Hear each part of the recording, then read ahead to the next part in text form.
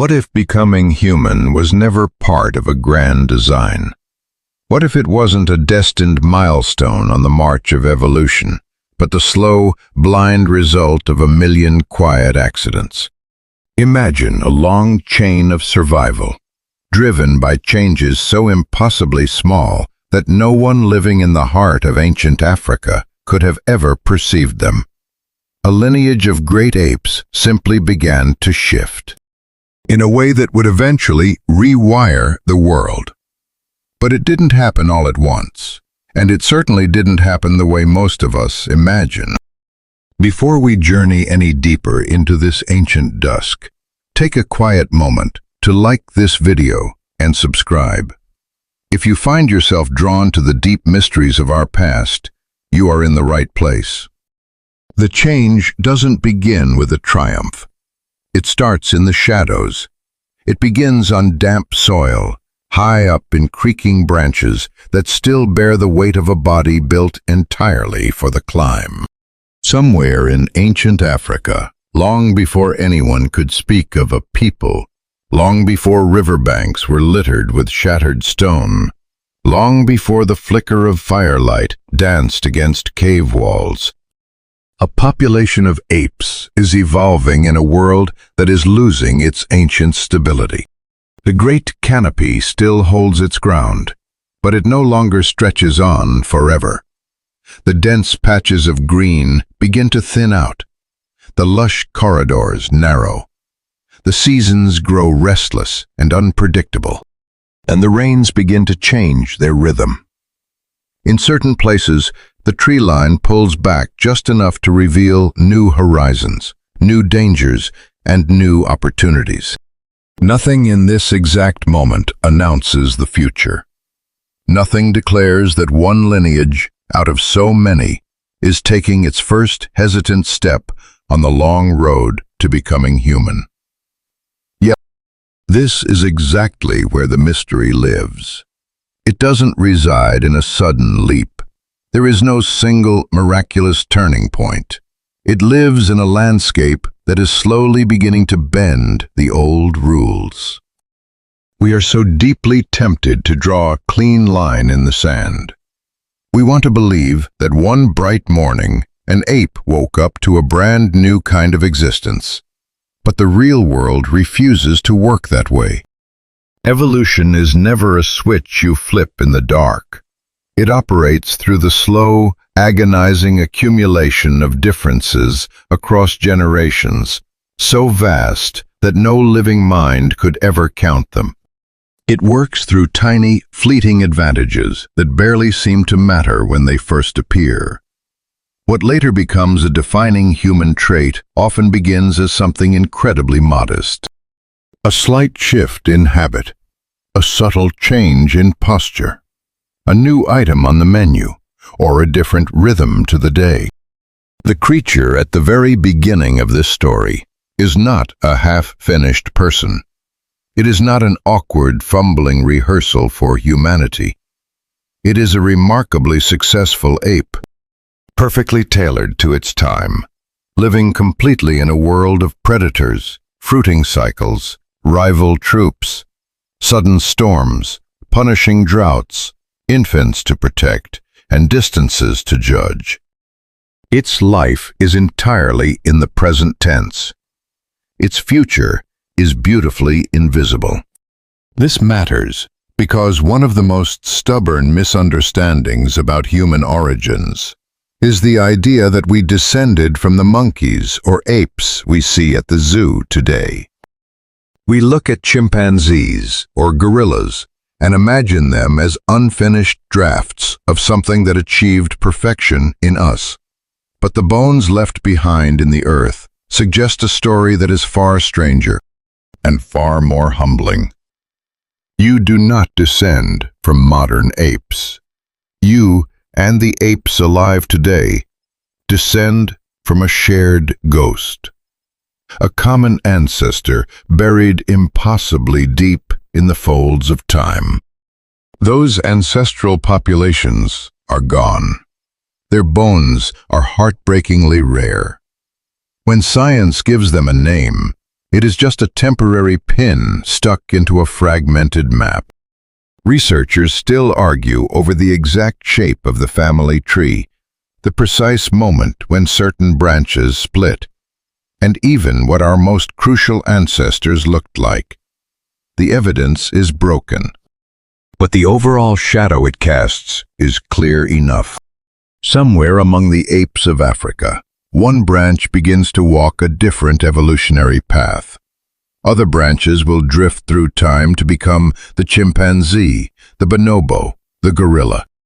But one branch wanders, slowly and erratically, toward beings who will one day sit under the night sky and wonder where they came from. From a distance, it looks like a simple line. Up close, it is a tangled, glorious mess. The end of the Miocene and the dawn of the Pliocene are not just painted backdrops. They are restless, heaving epics defined by environmental pressure. The Earth's crust buckles and lifts, altering how the rain falls. A global chill begins to rewrite the vegetation. The forests don't vanish overnight, but they shatter. They break apart into a patchwork quilt of woodlands, river corridors, dense brush, and wide-open spaces. For animals built for a continuous canopy, this is not a minor inconvenience. It changes everything. It alters how you move, how you eat, how exposed you are to the eyes of a predator. It forces decisions again and again. Not conscious decisions in the way you and I think of them, but matters of survival. A troop has to travel just a little farther to find fruit. A mother has to carry her infant across a terrifying stretch of open grass that simply didn't exist for her grandmothers. A male has to watch the ground just as intensely as he watches the branches. A body engineered for one reality begins to collide with another. Before we go further, take a moment to like the video and subscribe if you appreciate these kinds of deep historical mysteries. The old world doesn't vanish all at once. That is perhaps the most vital thing to grasp. The lineage that will one day be called human doesn't just neatly drop from the trees and walk away, leaving the forest behind. For an incomprehensibly long time, they belonged to both worlds, and entirely to neither. They still climb, they still grasp, they still sleep with one eye open, suspended safely above the earth.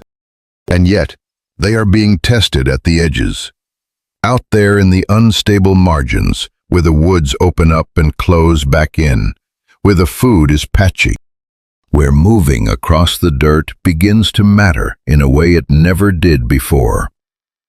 In a world like this, being just a little bit flexible is far more valuable than being perfectly specialized. A creature that can exploit a few different environments, a few different foods, a few different strategies, can survive a shifting world that would easily kill off a more rigid design. The great irony is that we look back from our modern world, surrounded by our cities, our glowing screens, our machines, and we assume that our massive intellect is the only thing that explains our beginning. But the very first pressures that shaped us were probably not intellectual at all. They were ecological. They were about calories, the weather, the teeth in the tall grass, the infants, the sheer cost of energy. It was a question of whether a body could walk far enough without overheating, whether it could carry a handful of food, whether it could peer over the brush to scan the horizon, whether it could endure the brutal unpredictability of the shifting seasons. The mind that will one day paint the walls of Lascaux and throw satellites into the cold dark of space begins right here. It is just one part of a whole animal, completely inseparable from its hips, its shoulders, its spine, its teeth, its gut, its skin, and its desperate reliance on its family. There is no pure history of the brain that comes before the body. There is no culture that comes before the climate. It is all tangled together from the very first breath. Even the emotional atmosphere of this ancient world deserves a moment of your time. Because it is so easy to reduce prehistory to dry bones and dates and lose the beating heart of it all. These apes know fear. They know hunger. They feel the absolute frantic urgency of keeping their babies alive. They understand dominance, the heavy tension of the troop, and all the deep bonds and recognitions that a social life demands. The dawn brings one kind of danger. The night brings another. A sudden rustle in the dry grass means something. A grove stripped bare of its fruit means something. The smell of distant rain, the sudden silence of the birds, the tracks left by something heavy near the watering hole. These are not passing thoughts. They are the immediate arithmetic of staying alive. No one is inventing philosophy under the acacia trees. But the ancient, quiet roots of vigilance, of memory, of cooperation, of reading the minds of others, they are already there. They are answering the immediate demands of bodies that are being quietly sorted by a changing earth. This is also where the romantic vision of a single, magical mutation begins to fade away. Mutations matter, of course they do. Every living lineage relies on genetic variation.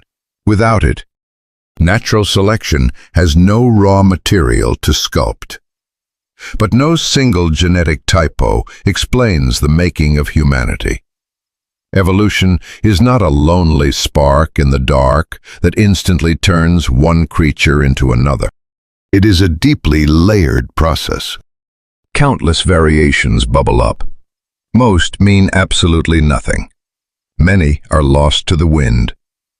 A few turn out to be useful, but only in ways that become obvious when the world around them shifts. Some traits stick around because they keep you alive. Others stick around just because they are hitching a ride on something else. Some spread at an agonizing crawl. Others remain trapped in a single valley. The story ahead will require anatomy, behavior, climate, migration, diet, teamwork, and an incredible amount of blind luck. Mutation is part of the engine, but it is not the mythical shortcut we so often want it to be. And so, the opening scene of the long human epic is not a heroic march across a golden savanna under a sweeping sky. It is something much quieter and much more precarious.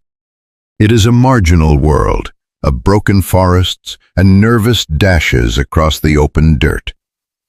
It is the splintering of a lineage within a much larger family of apes, not yet distinct enough to earn the confident labels we give them in hindsight, but already living under pressures that reward the ultimate survivor's trait: versatility. Somewhere inside these populations, generation after generation, nature begins to reward the bodies and the behaviors that can handle these borderlands just a little better than before. There is no observer standing by with a stopwatch to mark the crossing of the threshold. No fossil captures the entire metamorphosis in a single frame. Time washes away almost everything.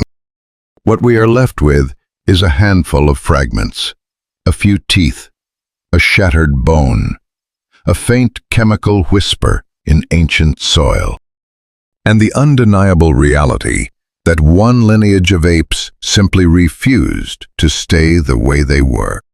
This is how the story starts, not with a grand proclamation, but with shrinking woodlands, widening horizons, and an animal caught between the gravity of ancient habits and the pull of new demands. It is still an ape. It is not yet human. And in that long, trembling space in between lies one of the most consequential transformations in the history of life on Earth. What flows out of this unstable beginning is not a recognizable person, but a growing crisis of identity. Once the old forest world begins to fracture, and a branch of apes starts living under slightly different rules, the question of who they are becomes almost impossible to answer in ordinary language. What exactly is changing? At what precise moment does an ancestral ape become something more specific than just an ape? And what do scientists really mean when they say you evolved from monkeys? The answer is incredibly simple and deeply challenging. You are an ape. Not metaphorically, not poetically, biologically. The human lineage does not stand outside the ape family tree looking in. We are a surviving twig on that very same tree. The only difference is that our twig eventually acquired a peculiar kind of self-awareness and then spent an enormous amount of time trying to convince itself it was separate from the rest of the forest. This instinct to pull away is ancient in its own right. We have always craved a spectacular origin story. A clean, bright line where the familiar animal world stops and human history begins. But the deeper science digs, the more that bright line dissolves into mist. There is no first creature that wakes up fully human in the way our myths would prefer. There is no finish line crossed in a single generation. Instead, there are populations, shifting over oceans of time, carrying bizarre mixtures of traits that would completely baffle anyone looking for a neat, orderly staircase of progress. Some features show up incredibly early. Others wait millions of years. A body might walk around with the shoulders of an ape, but the hips of a biped. The teeth might shrink, while the brain remains the size of a chimpanzee's. The feet might be whispering a new story to the earth, while the hands are still clinging to the past. That is why the phrase, "apes became human," works well for a book title, but scientifically, it is a massive compression of something agonizingly slow and endlessly complex. The common ancestor we share with today's African apes is a particularly elusive ghost.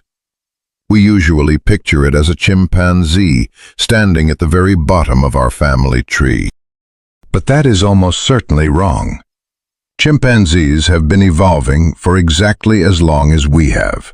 Gorillas have been evolving for exactly as long. Bonobos have been evolving for exactly as long. Not a single one of them is a living fossil. None of them are frozen perfectly in time to show us our starting point. What survives in the dirt suggests that our last common ancestor would probably look unfamiliar to us, in a way that breaks our simple comparisons.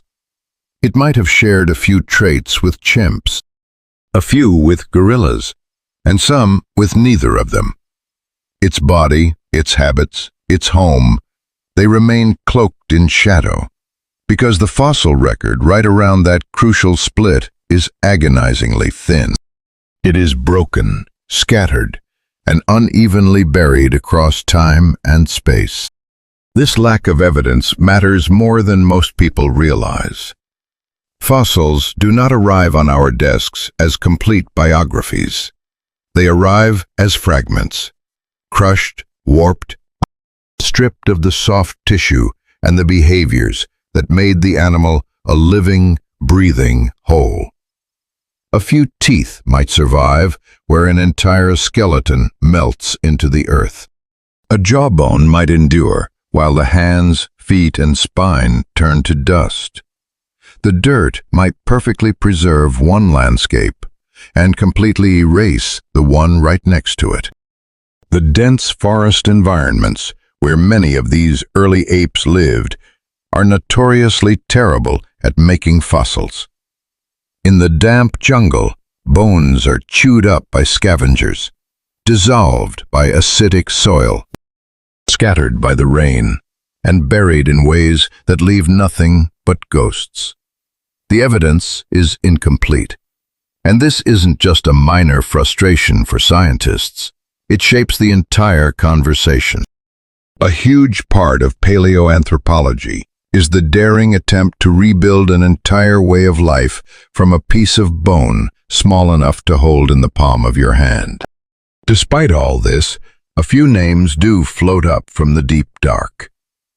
Sahelanthropus, discovered in the sands of Chad, is one of the most provocative. Its skull is old enough to sit right near the probable split between our lineage and the one that leads to chimpanzees. Its face is uniquely short, which caught everyone's attention. And the position of the foramen magnum, the hole where the spinal cord enters the skull, has been read by some as a clue that it held its head a little more upright. Yet the arguments rage on. What exactly was Sahelanthropus? How did it move? Where does it truly sit on the tree? Aurorin from Kenya and Ardipithecus, especially Ardipithecus ramidus from Ethiopia, add more beautiful puzzle pieces and more profound uncertainty. Ardipithecus is a revelation because it violently resists the old idea of a simple chimp-like starting point.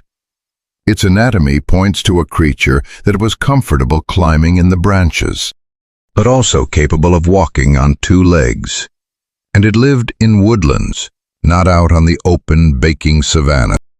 That detail was quietly revolutionary. It suggested that the most critical early steps toward humanity didn't happen in the tall grass, but in the dappled shade of varied habitats. The real surprise here isn't just that the fossils are broken. It's that the broken pieces are telling us what our ancestors weren't. They weren't just knuckle-walking chimps that eventually decided to stand up straight. In fact, one of the fiercest ongoing debates is whether our last common ancestor with chimps ever knuckle-walked at all. The way modern chimps walk on their hands might actually be their own highly specialized evolutionary invention, not a perfect window into our shared past. If that is true, one of the most famous mental shortcuts we have about human evolution completely collapses. We didn't start as a modern ape frozen in time. We started as an extinct form, partly familiar, partly alien, and largely lost to the earth, save for a few tantalizing clues. This is why reading the bones is both a rigorous science and an exercise in deep humility. A pelvis can hint at how a creature walked, but without the spine and the foot, the picture is just a sketch. Tooth enamel can whisper secrets about a diet, but food alone doesn't explain a society. The curve of a skull can reveal how muscles attached, but it cannot show you a thought. No single theory perfectly captures the bridge between the ancient apes and the hominins that followed. Because the Earth doesn't organize its archives to satisfy human curiosity. The record is dictated by blind luck, geology, erosion, and time. The result is a magnificent chronicle with missing chapters, torn pages, and endless arguments over how to sort the survivors. And yet, through all the gaps, something solid begins to rise. Scientists use the word hominin to describe the branch of the tree that is more closely related to you than to a chimpanzee. This includes us, and all our extinct cousins who lived after the Great Split.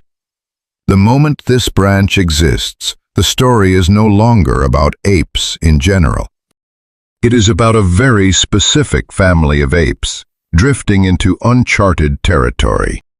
At first, the differences are so subtle, only a bone expert would notice. But subtle does not mean meaningless. A tiny shift in posture, a slight change in the teeth, a fraction of a delay in growing up. These things can rip open entirely new evolutionary universes. This perspective carries a deep emotional weight. Once you place yourself back inside the ape family, rather than floating above it, the old fairy tale of human exceptionalism gets very hard to maintain. The face looking back at you in the mirror is not the result of an escape from nature. It is the result of a deep, prolonged entanglement with it. You carry this ancient inheritance everywhere, in your grasping hands, in your forward-facing eyes, in your highly expressive face, in your long, vulnerable childhood, in your desperate need for a tribe. Even your powerful ability to read the minds and moods of others, that didn't start as philosophy. It started as a survival skill for a social primate. What happens over millions of years is not that the ape vanishes. It is that one kind of ape becomes increasingly bizarre in the way it moves, the way it builds, the way it remembers, and ultimately, the way it imagines. Long before we had a name, long before the genus Homo arrived on the scene, long before the first spoken word vanished into the air, the foundation was being poured into bodies that were still deeply tied to the wild. The fossil record cannot give us the full portrait of this dawn. It cannot show us the color of their hair, or the tone of their calls, or the rich texture of their daily friendships. It cannot tell us the sound a baby made in its mother's arms, or exactly how the troop moved along the edge of a damp wood as the sun went down. But what the earth has kept safe tells us this. There was a lineage, still profoundly ape-like, growing stranger by the millennium, carrying the quiet seeds of a future no creature on earth could have possibly foreseen. The world that molded this early branch wasn't moving in a straight line, and that is exactly why it matters so much. This isn't a simple fable of endless jungles gracefully giving way to endless grasslands, like the old textbook drawings love to show. Ancient Africa was vastly more complicated than that. It was a restless, churning engine of climate and geography, swinging wildly through long cycles that opened doors and slammed them shut. The rains move, the temperatures swing, mighty river systems carve new paths. Woodlands retreat in one valley and fiercely hold their ground in the next. Open spaces widen, but not everywhere. Not permanently, and never all at once. What emerges over deep time is not a brand new habitat replacing an old one.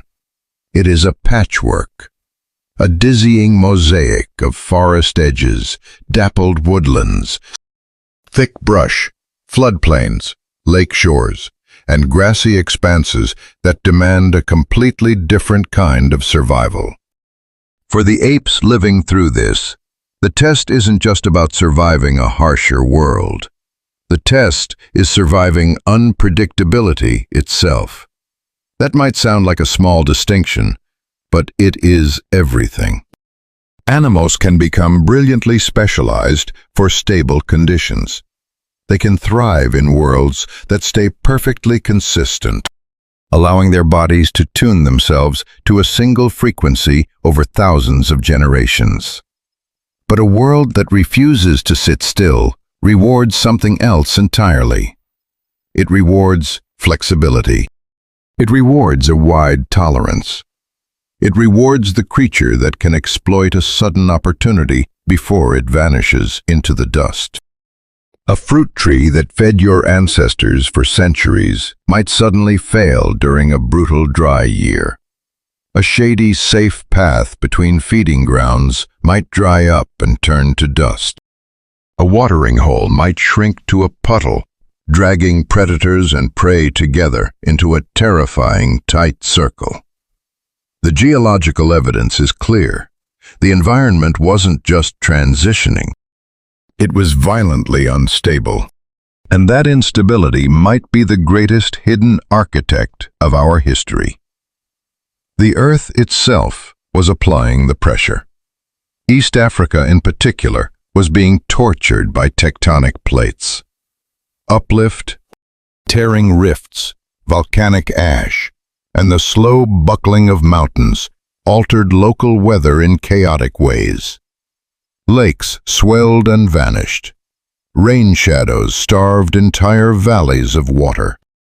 Some places became brutally seasonal, while others remained lush sanctuaries. This means that two troops of apes, living not that far apart on a map, could be facing profoundly different realities. One group might still find comfort in the deep canopy. Another might be forced to make terrifyingly long walks across baked earth. Another might live right on the seam, the threshold where the deep woods meet the open sun, where survival belongs to the supreme opportunist. It is right here, in these fractured spaces, that nature begins to favor a creature that isn't perfectly built for just one world, but is pretty good at handling several. Here, movement becomes a matter of life and death. Not heroic, continent-spanning migrations, but the ordinary daily commute. How far is the food from the safety of the trees? How do you carry the babies? How does the body shed the blistering heat of the midday sun? How quickly can you spot the leopard in the grass? The old life in the trees is still precious. Climbing still saves you from the jaws of death. Height is still a fortress. The branches still offer a meal and a bed. But moving across the dirt is demanding a larger and larger share of the day. And even an intermittent pressure like that, stretched over deep time, can rewrite the skeleton. The point isn't that the trees vanished and forced the apes into the grass. The point is that the mixed, chaotic environments constantly rewarded the ones who could navigate both. And the menu is changing too. There is no grand, dramatic hunting culture yet. These early hominins are still relatively small, vulnerable primates operating within strict ecological limits. But a wildly fluctuating world demands a wider palette. When the good food disappears, the fallback food keeps you breathing. Tough roots, underground tubers, hard seeds, insects. The leftover scraps of a predator's kill. These unglamorous calories matter far more during the lean times than a bounty of sweet fruit does in the good times. Your teeth, your jaws, and the heavy muscles of your face begin to record this struggle.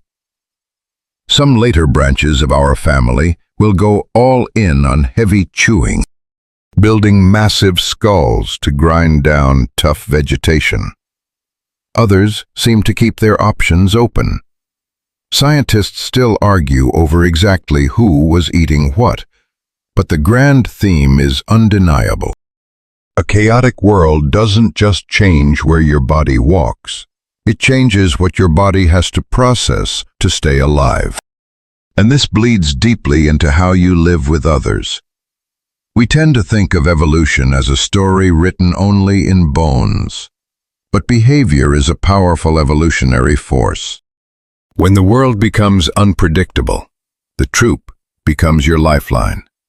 Sticking together, watching each other's backs, communicating, sharing the burden of the young. These traits become infinitely more valuable when the food is scattered and the danger is hidden. A lineage spending more time in the open has to scan for threats differently. They have to coordinate their movements. They have to adjust their daily rhythms to survive the heat and find the calories. None of this requires a spoken language. None of it requires the rich, symbolic culture we have today. But it means that the ancient social intelligence of the ape is being pushed into environments that demand intense, stressful coordination. There is a lesser-known theory here, and it is beautiful. The wildly swinging climate might not have just selected for specific physical traits. It might have selected for adaptability itself. The sheer ability to roll with the punches. In a stable paradise, perfection is the ultimate goal. In a chaotic world, the ultimate goal is resilience. Looking back, this pressure doesn't point a straight arrow toward modern humanity. It doesn't promise us big brains, or fire, or the wheel. It just helps us understand why a lineage that could experiment both with its body and its behavior managed to cling to existence while others quietly faded into the earth. Evolution, under these conditions, isn't a march forward. It's a relentless series of brutal tests. Imagine the emotional texture of those landscapes shifting with the seasons. The dry months crack the earth open, leaving blinding dust, pale yellow grass, and hard dirt that holds a footprint for only a moment before the wind erases it. The wet months turn the lowlands into a chaotic soup of mud, reeds, swarming insects, and sudden, bursting abundance.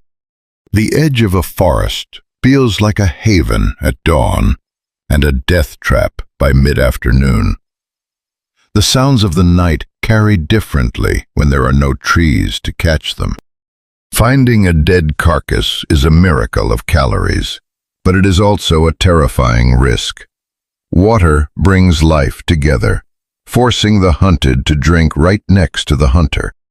The ancient apes living through this didn't experience climate change as an abstract scientific concept.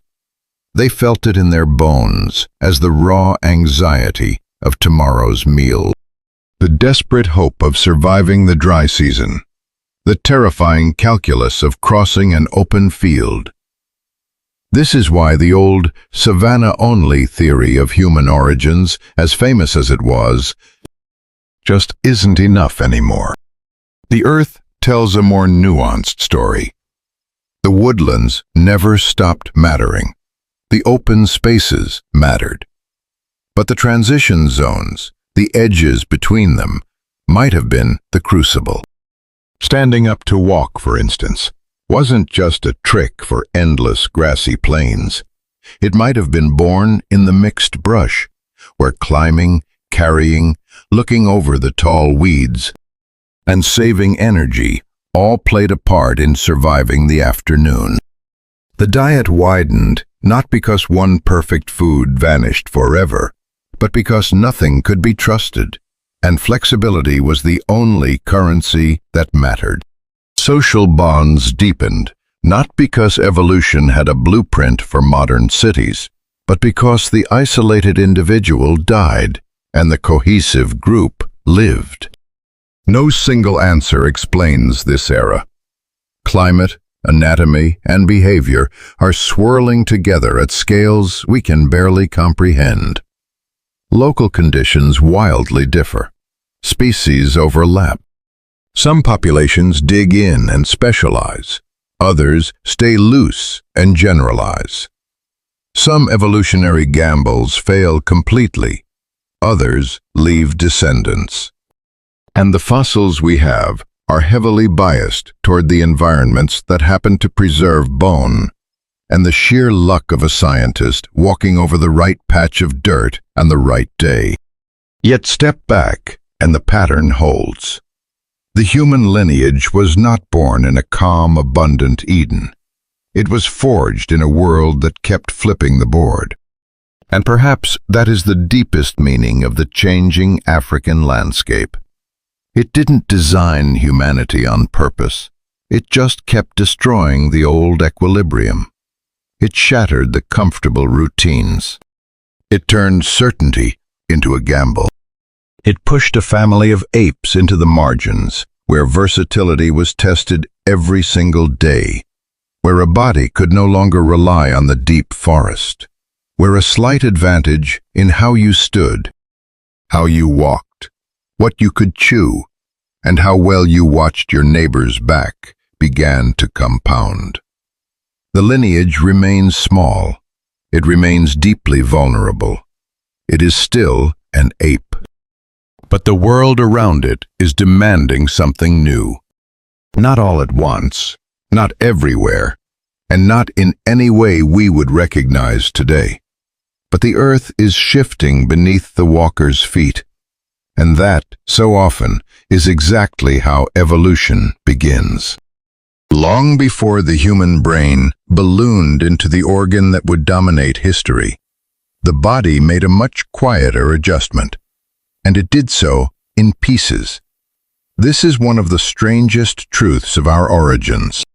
If you were designing a human from scratch, intelligence feels like the obvious starting line. Give them a massive brain first, then the tools, then the language, and finally, a new way to strut across the earth. But the fossil record insists on the exact opposite. The first great rupture was not a leap in thought. It was a shift in balance. It shows up in the hips, the knees, the curve of the spine, the base of the skull, and in the long, awkward, million-year struggle of figuring out what it means for an ape to spend its day on 2 feet. At first, it is so easy to underestimate this shift because it doesn't arrive with a fanfare.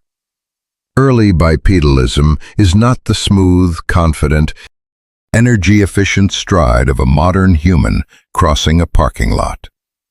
It is experimental. It is partial. It is probably a bit clumsy. The creatures attempting it are still master climbers. Their arms are incredibly important. Their hands are built to hook onto wood. Their feet, in many cases, still possess traits that only make sense if branches are a part of your daily commute. And yet, something monumental is happening. These bodies are adapting to walking upright just often enough for natural selection to take notice over deep time. And that matters more than any single moment spent standing. Ardipithecus is one of the greatest reminders of just how messy this transition really was. Its skeleton refuses to play along with the old, simple stories. It doesn't belong to an ape that permanently left the trees, nor does it fit the image of a chimp boldly stepping out into the sun. Ardipithecus ramidus, found in Ethiopia, is a walking mosaic. Its pelvis hints at upright walking, but its foot still rocks a divergent, grasping big toe, a feature that would be utterly miserable for walking long distances on the ground. This isn't a failed human. It is a creature perfectly adapted to a fractured world. It has a mixed body for a mixed environment. Evolution doesn't sit around waiting for perfection. It works with what is good enough for today. Later, with the Australopithecines, the commitment to walking upright becomes undeniable. The pelvis shortens and wraps into a bowl shape. The thigh bone angles inward toward the knee, bringing the foot directly under the center of gravity to keep the body from toppling over with every step. The lower limbs are taking on the heavy, rhythmic burden of carrying vertical weight. The spine curves to balance the torso, and the skull balances differently on top of the neck. But even here, it isn't completely modern. Australopithecus still rocks an upper body that screams climber. They aren't just tiny humans wearing ape masks. They are hominins, deeply committed to walking on the ground, yet still close enough to the canopy to show us exactly where they came from. The famous footprints at Letoli in Tanzania make this unimaginable stretch of time suddenly, breathtakingly real. Preserved in volcanic ash nearly 3.7 million years ago, they show two individuals walking upright across wet ground. The weight transfers through their feet in a rolling motion that looks hauntingly familiar. And that familiarity is almost unsettling. There is an intimacy to a footprint that a dry bone can never give you. Bones tell you about the architecture. Footprints tell you about the ghost. They capture a single Tuesday afternoon, millions of years ago. A pace, a direction, a moment of behavior. What the ash tells us is that by this time, walking upright wasn't a party trick. It was just Tuesday. It was ordinary life. They weren't human yet, but their path through the volcanic dust feels like a memory we almost recognize. So why did it happen so early? Scientists still argue over the exact cocktail of pressures, and no single theory wins the day. The old ideas leaned heavily on the myth of the treeless savanna. If the trees vanish, you simply have to stand up to walk. But the dirt tells us they lived in varied, mixed environments. And with variety comes a menu of possibilities. Walking on two legs might be a highly efficient way to commute between widely scattered patches of food. It frees up the hands to carry a meal, or a tool, or a helpless infant. It lets you peer over the low brush to spot a leopard. It exposes less of your body to the brutal, direct rays of the midday sun, while catching the cooler breezes higher off the ground. It might even be useful while standing in the lower branches, reaching up to pluck fruit. Some argue that standing upright just for a moment, to grab a branch or to intimidate a rival, provided enough of an edge that evolution began to lock it in, long before full-time walking became the norm. None of these ideas alone is the magic bullet. Together, they paint a picture of a multi-purpose tool emerging in a shifting ecological mosaic. Walking upright didn't need a grand philosophical destiny. It just needed to be useful, often enough, in enough different situations, for nature to keep it. That is how the great shifts happen. A posture that starts out as a situational trick becomes a daily habit. A slight tweak in the bone makes it cost less energy. A lineage that can travel just a little cheaper, or carry just a little more, leaves a few more babies behind. Over oceans of time, the occasional becomes the ordinary. The body is literally torn down and rebuilt around this new normal. But the rebuild comes with a brutal invoice. Bipedalism is not a free gift. It is a massive compromise. The spine is forced to balance loads it was never originally designed for. The pelvis has to be radically reshaped, which will eventually turn the act of giving birth into a dangerous, agonizing ordeal. A tug of war between the physics of walking and the size of a baby's head. The knees and the lower back are asked to bear crushing, vertical burdens that a creature walking on all fours never experiences. Even right now, as you listen to this, your own body carries the receipts of this ancient compromise. A slipped disc, an aching knee, the intense pain of labor. These are not random design flaws. They are the historic tax of taking an ancient primate skeleton, built for the canopy, and awkwardly retrofitting it for the ground. And that compromise is exactly why this shift is so monumental. Bipedalism doesn't just add a new trick to the resume. It changes the entire relationship between the animal and the earth. The hands are suddenly liberated from the grueling work of walking. Carrying things becomes effortless. The visual horizon expands. The torso, the shoulders, and the hips begin to swing and coordinate in entirely new rhythms.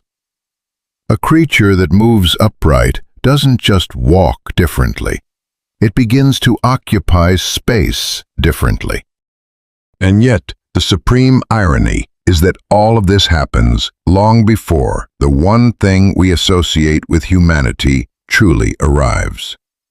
The brains of these early upright walkers are still small. They are much closer in volume to a chimpanzee's than to yours. Whatever mental sparks are firing in the dark, they haven't yet triggered the explosive brain growth we always expect in the story. This means you cannot explain walking on two legs as the brilliant idea of an already intelligent mind. The body changes first. The deep, rich history of tools, fire, long childhoods, and culture will play out in a world that upright bodies helped to build. It's an easy point to miss, because looking backward makes everything feel planned. It's tempting to look at an Australopithecus and think evolution knew exactly where it was going. But evolution has no foresight. A lineage of apes doesn't stand up because it wants to build a city in 3 million years. It stands up because, on that particular afternoon, in that particular patch of woods, reaching the fruit or carrying the baby kept it alive. The future comes later. What begins here is simple, and it is profound. A shift in gravity that changes what the hands can hold, that redefines distance, that alters how the young are carried. That changes how the landscape is mapped. The first undeniable step toward humanity is not a tool or a spark of fire or a spoken word. It is a walk. It is a precarious, costly, million-year balancing act, performed by bodies that still belong half to the trees and half to the dirt. It is clumsy before it is elegant. It is punishing before it is liberating. But once that stride becomes the rhythm of the day, the lineage is no longer just reacting to a changing world. It is gathering the tools to change the world itself. Once the body commits to standing, the hands wake up to a brand new reality. They are still the hands of an ape. They are the hands of a climber, sculpted by millions of years of gripping bark, hauling body weight through the three-dimensional maze of the canopy, and catching the next branch just in time. But as the legs take over the heavy lifting of travel, the arms are quietly discharged from their oldest duty. A hand is no longer just a foot for the trees. It isn't emancipated overnight, and it doesn't turn into a modern human hand in the blink of an eye. Yet the shift is tectonic. A structure that was once locked into the brutal mechanics of moving from point A to point B now has the time and the freedom to carry, to sort, to strike, to cradle, and eventually to create. It sounds so simple, but it relies on a massive cascade of anatomical compromises. The shoulder matters. The arm matters. The wrist matters. The mechanics of the thumb and the curve of the fingers matter. For an ape in the trees, long, deeply curved fingers are a matter of life and death. They hook over branches like iron. They distribute the massive force of a swinging body in a way that our straight, flat fingers simply cannot do. The early hominins hold on to this ancient inheritance for a very long time. Their fingers do not magically snap straight the moment they start walking upright. The bones of their upper bodies are still whispering the secrets of the forest. But as the earth beneath them becomes their primary home, and the hands are relieved of their daily commute, a new set of demands begins to whisper louder: carrying. It is one of the most wildly underappreciated superpowers in our history. A creature standing on two legs can move things across a landscape in a way that an animal on all fours simply cannot match. Food doesn't have to be eaten the exact second it is found. It can be hauled away. A helpless infant can be clutched tightly to the chest while running across broken ground. A useful stone or a heavy branch can be carried for miles back to a safe patch of shade, or back to the family. It feels mundane. Perhaps that is why we overlook it. But in the cold math of evolution, carrying is a silent revolution. A lineage that can physically move resources from one place to another completely rewrites the rules of cooperation. A mother can hold her child and still move. A male can carry calories back to a safe harbor. The troop can begin to anchor its life around a specific place, rather than just a fleeting moment in time. The evidence is always incomplete, and we can only guess how much this early carrying shaped their social lives, long before our genus, Homo, appeared. But the bones hint that freed hands were already stretching the boundaries of the possible, long before the first stone tool was ever chipped. The hand itself is changing, degree by agonizing degree. In later hominins, the thumb grows thicker, heavier, more dominant. The joints and the wrist fuse into a tighter, more stable architecture, built to absorb the shock of striking hard objects. The hand is slowly mastering an impossible contradiction: the ability to crush and the ability to caress. Your hand is a bizarre, beautiful piece of engineering. It can swing a heavy hammer with bone-shattering force, but it can also pinch, peel, thread a needle, and trace the fragile vein of a leaf with breathtaking sensitivity. This pairing of brute power and microscopic precision doesn't arrive all at once. Scientists still argue over exactly when the critical thresholds were crossed. Some Australopithecines might have possessed a hand capable of surprisingly delicate work, much earlier than the old textbooks claimed. This is crucial because bones often hide a capability long before the dirt preserves the proof of it. A hand can be ready for the future millions of years before the future arrives.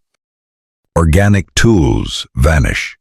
A sharpened stick rots. A woven vine dissolves into the damp earth. Simple acts of manipulation fade without a whisper. A shattered stone might last for 3 million years. But a bundle of roots carried back to camp disappears forever. One of the greatest heartbreaks of looking into the past is that the earth only remembers the things that are hard. It forgets almost everything that actually mattered on a Tuesday afternoon. For all we know, these early ancestors were weaving, digging, and manipulating the soft world around them in ways that were incredibly complex, long before stones became their signature. The shoulder is whispering its own story too. Human shoulders are an absolute marvel, and we ignore them because we wear them every day. Compared to our ape cousins, our upper body is uniquely tuned to store and release energy. We are built to throw hard, to strike with velocity, and to manipulate objects directly in front of our chests with incredible control. Some of these physical tweaks show up later, tied more to our genus, Homo. But the long road there opens up the moment the arms stop being the primary engines of travel. A shoulder that no longer has to drag 100 pounds of ape up a vertical trunk is a shoulder looking for a new job. That doesn't mean they stopped climbing, far from it. For millions of years, the upper body is still heavily invested in the trees, but the center of gravity is shifting. The arm is becoming less of a hook and more of an instrument. And with this physical shift comes a quiet, profound rewiring of the nervous system. A creature that is constantly fiddling with the world, holding, pressing, testing, snapping, has to dedicate more and more of its brain to coordination. It requires focus. It requires anticipation. This isn't abstract philosophy yet. It is a deeply physical dialogue with matter. Holding a rock in one hand and striking it with another requires a masterful calculation of force and angle. Carrying a heavy load of scavenged meat while scanning the tall grass for lions requires a brilliant split between posture, vision, and grip. Peeling bark, probing a dark crevice, or smashing a nut creates a feedback loop between the fingertips and the brain, a loop that deeply rewards memory and practice.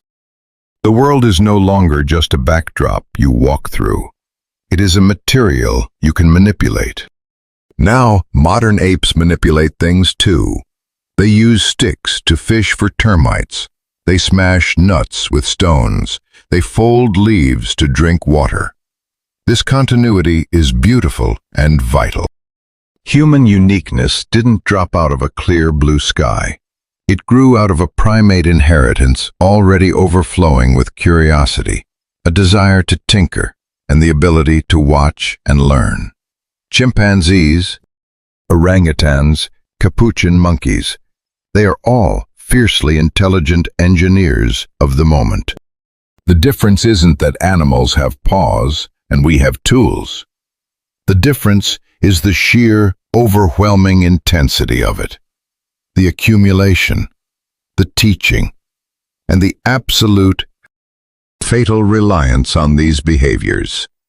What begins in the hominin lineage isn't the invention of tinkering. It is the slow, permanent surrender of the body and the mind to a life built entirely around it. This is where the hand becomes more than just anatomy. It becomes the bridge between intention and reality. Once the hands are free, the echoes ripple outward, carrying ties movement to sharing. Grasping ties strength to experiment. Touch ties the outside world directly to memory. Repeated actions favor the survival of bodies that are slightly better at doing those actions. And those slightly better bodies push the actions even further. Evolution loves a feedback loop. A tiny upgrade in manual control unlocks a new trick. The new trick keeps you alive, rewarding the upgraded hand. Over deep time, the loop digs a canyon, until the lineage is doing things its ancestors couldn't have even imagined. But we must be careful here. It is so tempting to romanticize this era as the triumphant liberation of the hand. But that word hides the grueling reality of the compromise. The hands of these early ancestors are burdened by the ghosts of the past and the crushing demands of the present. They are not pristine instruments waiting patiently to build Rome. They are messy, transitional tools, good enough for several worlds, perfect for none. They still have to climb to escape the leopard. They still have to absorb the shock of a fall. They belong to an animal whose daily existence is defined by raw survival, not artistic invention.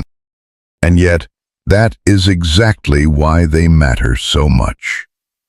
Evolution doesn't demand perfection to build a miracle. It only needs a shift in focus, a slight redistribution of energy. A body spending just enough time in a new situation that a new set of skills becomes worth keeping. And so the hand, once the supreme partner of the swinging branch, begins its long, slow metamorphosis into something else entirely. A carrier, a cradle, a hammer, a sculptor, a delicate reader of texture and weight. The physical bridge between a thought and a thing. It is still so early. The grand mastery of stone is a long way off. The explosive dawn of human culture is millions of years over the horizon. But the bedrock is being poured. In shoulders no longer enslaved to the climb. In thumbs gaining leverage. In wrists bracing for impact. And in fingers that are learning, generation by generation, that there is so much more to do with the world than simply hold on. As the hands become free to act upon the world, another transformation begins to gather in the dark. It is slower, and in many ways far more punishing. It happens inside the skull, but it is never just about the skull. The swelling of the human brain is almost always treated as the grand climax of our origin story, the master key that unlocks everything else. But even here, the truth is far less sudden and far less heroic than our myths would have us believe. The brain does not simply inflate into brilliance overnight. It expands in stuttering, uneven bursts across different species and vast oceans of time. And every single millimeter of that growth comes with an invoice that must be paid by the rest of the body. A larger brain demands massive amounts of energy. It demands time. It demands the fierce devotion of a social group. It demands a terrifyingly long period of helplessness after birth, and years of intense learning before an individual is actually useful. Intelligence, in the cold calculus of evolution, is not a free gift. It is a crushing burden that a lineage has to figure out how to carry. And this burden begins long before the brain actually gets visibly huge. Even the early hominins, with brains barely larger than a modern chimpanzee's, are not standing still in the dark. The story isn't just about raw volume. It is about how the brain is wired, the speed at which it grows, and the deepening reliance on what a young ape can learn from its family. A primate lineage already possesses a staggering cognitive toolkit. The memory of distant water, the hyper-awareness of who holds the power in the troop, the ability to read a subtle shift in a rival's eyes, the flexibility to change the menu when the dry season hits, the capacity to watch an elder and mimic their hands. This is not trivial intelligence. This is the heavy scaffolding upon which all future human thought will be built. What shifts over deep time is not that intelligence magically appears out of nowhere, but that the balance of power changes. Learning begins to matter more than instinct. Memory becomes a lifeline. The social web becomes a matter of life and death. And childhood stretches out into an agonizingly long horizon. The young spend more and more time depending entirely on others, and this prolonged helplessness becomes one of the most bizarre, defining features of the human family. For almost every other mammal on Earth, infancy is a frantic sprint away from vulnerability. A baby must grow up fast, get on its feet, and face the brutal reality of its environment.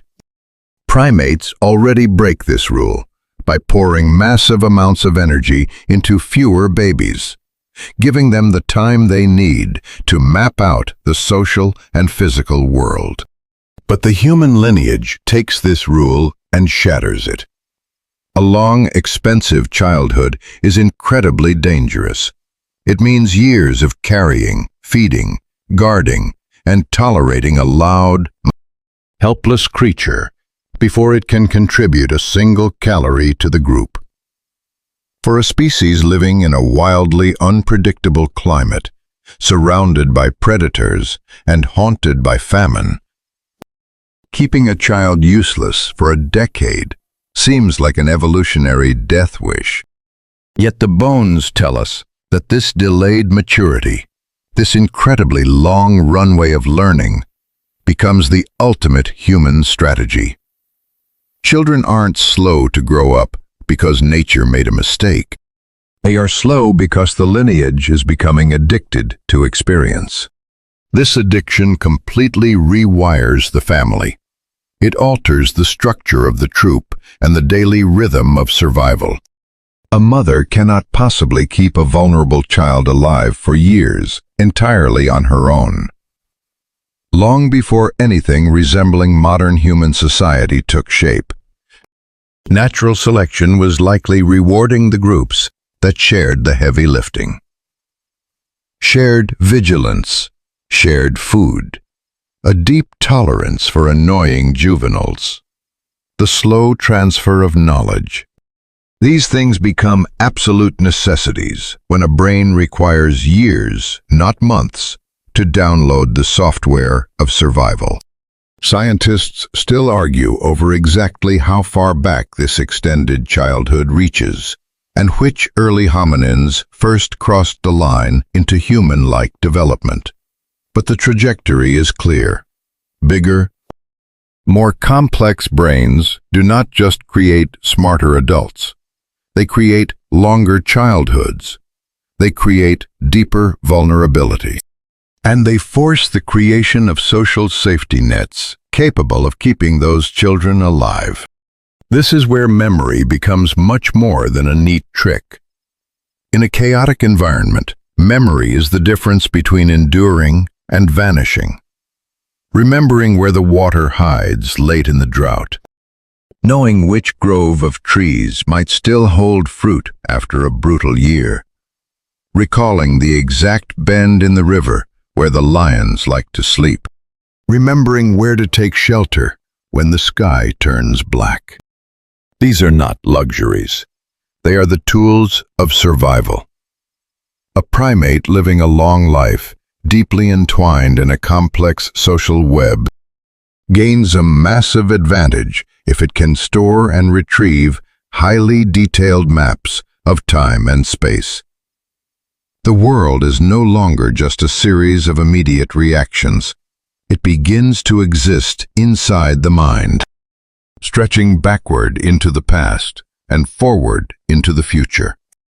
Paths can be memorized. Seasons can be anticipated. Old wounds, hidden dangers, and fleeting opportunities stay alive in the brain long after they disappear from sight. This isn't the rich, narrative storytelling of modern humans just yet. But it is a mind becoming layered with time. Many animals remember. Many primates remember brilliantly. The shift here is the sheer gravity that memory begins to hold over the entire way of life. A young hominin doesn't just inherit a physical body. It inherits an invisible world of habits, roots, tolerances, and techniques that must be absorbed slowly over years of watching. This makes the elders incredibly precious. An older individual who has survived 3 devastating droughts carries something far more valuable than genes. They carry data. In a lineage where experience keeps you alive, old age becomes a cognitive resource. The sheer physical swelling of the brain, which becomes dramatically obvious later in the genus Homo, turns the volume up on all of this. Compared to the early Australopithecines, species of Homo show a sweeping trend toward larger skulls. But even this growth is not a smooth, straight line. Some species experience explosive brain expansion. Others seem to plateau. Some pair a bigger brain with a body built to run across continents. The old comforting image of a staircase marching steadily upward toward brilliance simply doesn't fit the dirt. And no single theory explains exactly why the brain exploded in size when and where it did.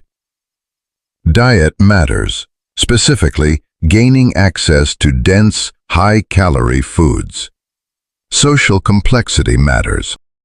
The intense focus of making tools matters. The chaotic swinging climate matters. It is highly likely that the brain swelled within a massive, tangled web of feedback loops, rather than waiting for one magic trigger. Because beneath the romance of human intelligence lies the brutal reality of energy. Brain tissue is wildly expensive. In modern humans, the brain hogs a staggering percentage of the body's daily fuel, especially during childhood. A lineage simply cannot support a massive brain without paying for it somewhere else. You have to upgrade the diet. You have to shrink the energy cost of the gut. You have to share the burden of finding food. You have to alter the speed of growth. This is why the story of human intelligence is completely inseparable from the story of meat, the story of fire, the story of the hands, and the story of the tribe. The brain is not a magical orb floating inside a skull.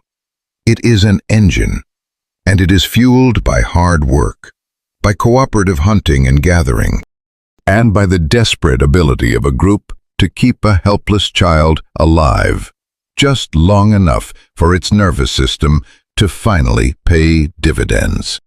And here lies the great paradox. The smarter the lineage gets, the more helpless its babies become. Human infants are shockingly unfinished compared to the newborns of almost any other mammal.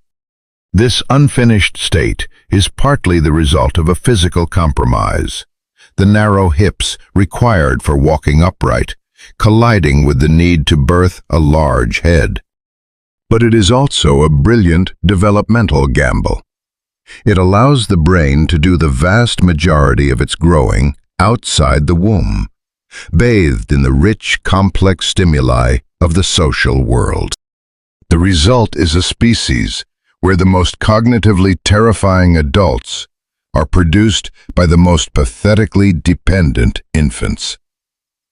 This vulnerability is not a side effect. It is the core of the design.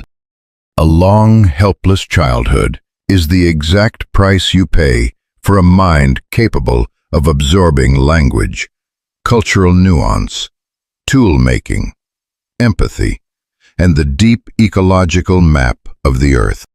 And there is a quieter shift happening here, one that is almost impossible to fossilize. As learning deepens, behavior becomes less chained to hardwired instinct and more open to local flavor. Two troops of the exact same species might not solve a problem the exact same way. Slight tweaks in how they gather food, how they hold a stone, or how they treat each other can persist simply because the young copy the old. This is the faint, quiet dawn of culture.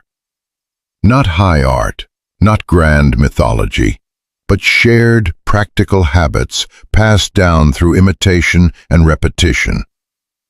The evidence is frustratingly thin, because behavior rots away, while bone turns to stone. But everything we see in the anatomy and the archaeology points to a creature that is relying just as heavily on what it is taught as on what it inherited. The expanding brain, then, does not arrive like a crown placed upon an already finished king. It grows out of the ancient primate mind, and it drags the entire life cycle along with it. It stretches out the childhood. It deepens the well of memory. It places a premium on teamwork. It turns the elderly into libraries. It makes the infants fragile, learning essential, and social life incredibly costly, but magnificently rewarding. By the time these changes gather enough momentum to define our later evolution, the lineage is no longer surviving just by the grace of its anatomy. It is surviving on stockpiled experience. It is surviving on the slow, deliberate construction of minds that take years to build, precisely so they can hold the weight of the world once they are finally finished. By the time the body is spending its days walking on two legs, by the time the hands are learning the weight of the world, and the young are taking years to map their surroundings, the old fairy tale of the single magical mutation has completely fallen apart. It is a deeply seductive fantasy because it offers a clean answer to a messy question.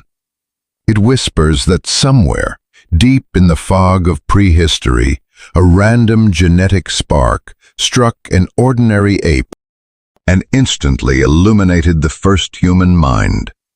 As if evolution was just sitting in the dark, waiting for one lucky typo to unlock the future.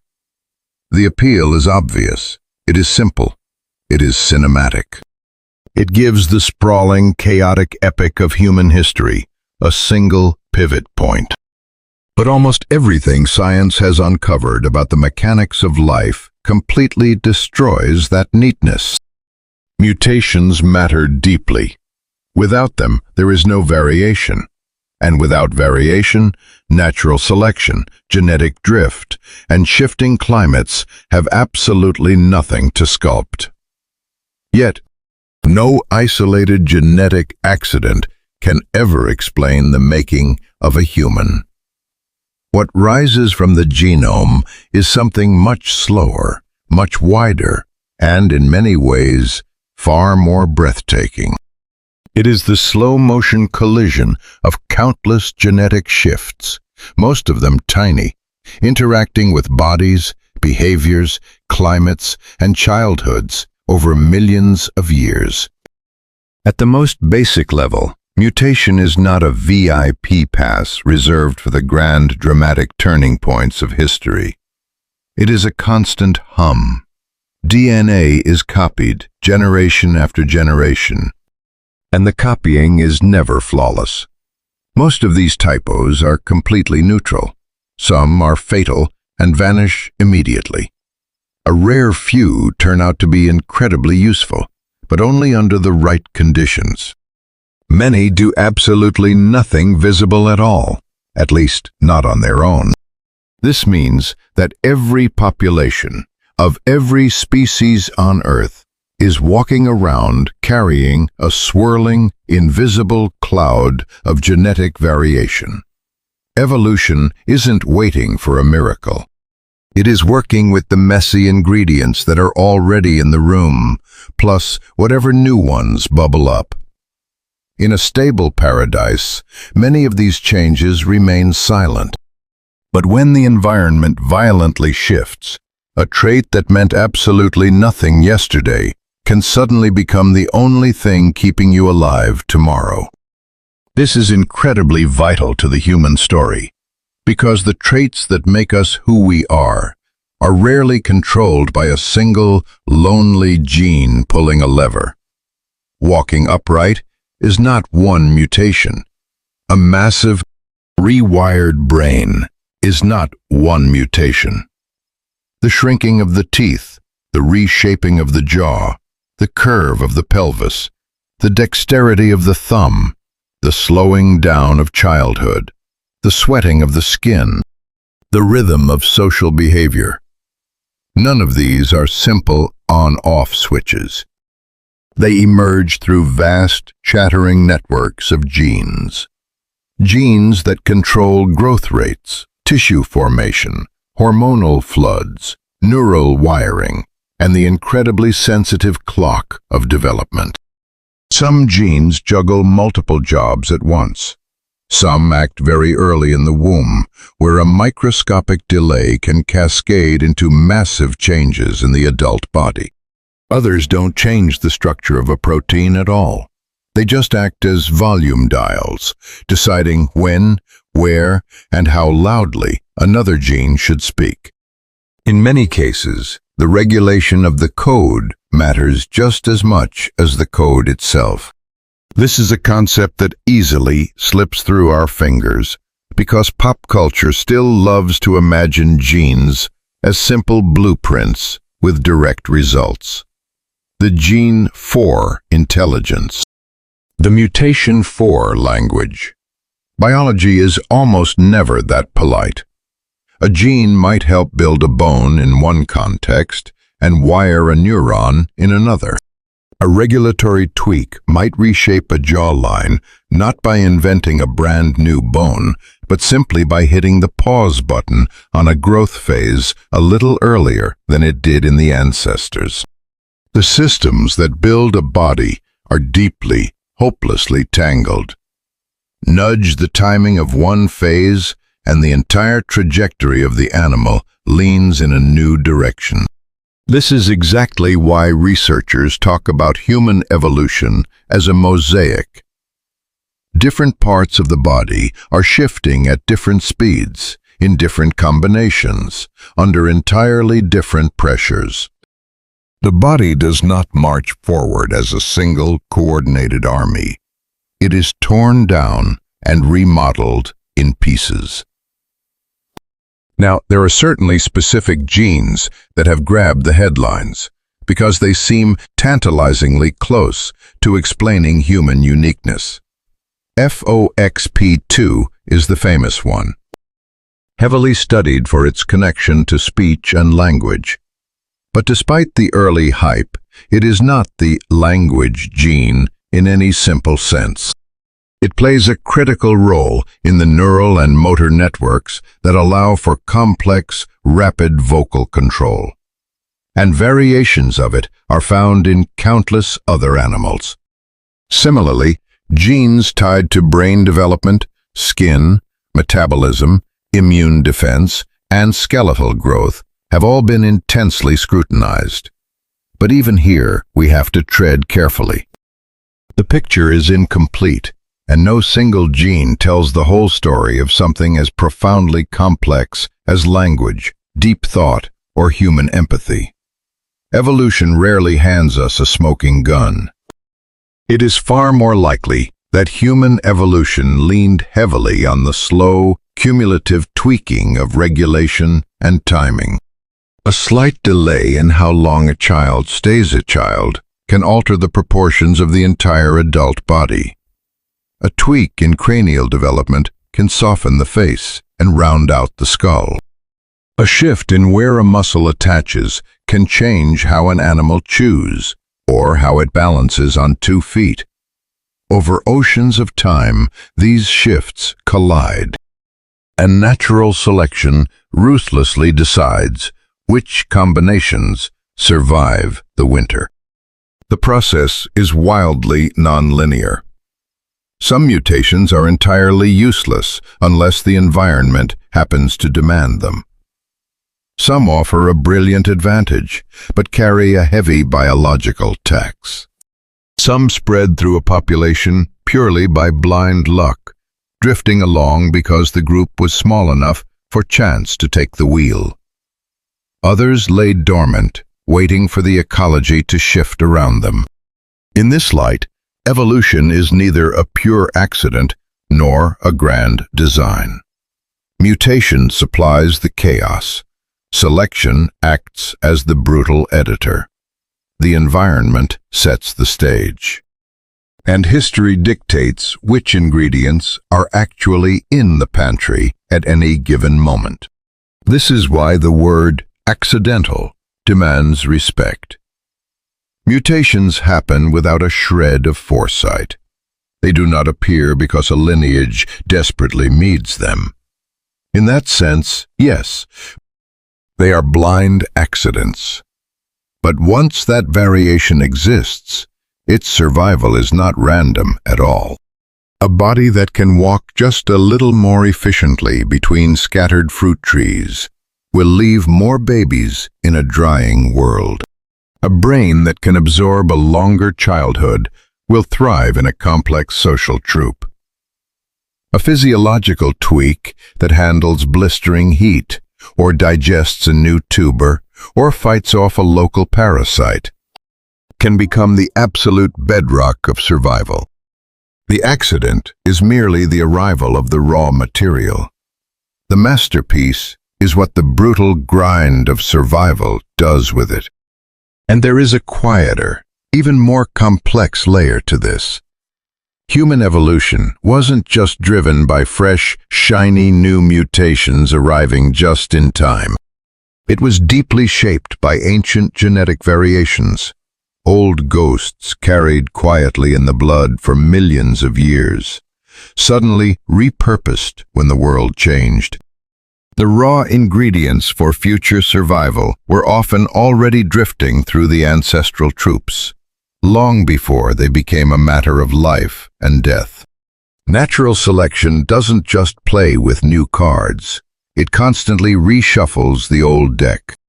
And then there is the incredible moment when culture itself begins to rewrite the biology. We see this clearly in recent history, like the genetic adaptations for digesting milk, or surviving at crushing altitudes, or fighting off local diseases. But the deep principle likely stretches back to the very dawn of our genus.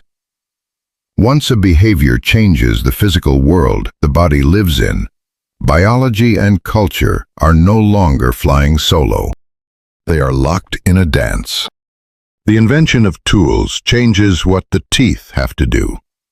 The mastery of fire changes the energy budget of the gut. Cooperative care changes the math of infant survival. In this profound sense, human evolution is not just the story of genes sculpting bodies. It is the story of genes, bodies, behaviors, and landscapes endlessly modifying each other in a loop that feeds on itself. The old myth of the single magical mutation also flattens time in a deeply deceptive way. Human evolution was not fast, no matter how much our storytelling prefers a quick montage. It was patient beyond human comprehension. A physical shift that looks incredibly dramatic to us today might have taken hundreds of thousands of years to slowly ripple through a population, intensify, and lock into place. Entire populations existed in transitional states for unimaginable stretches of time. Some branches gambled on traits that ultimately led to dead ends. Others stubbornly held on to ancient features long after their cousins had abandoned them.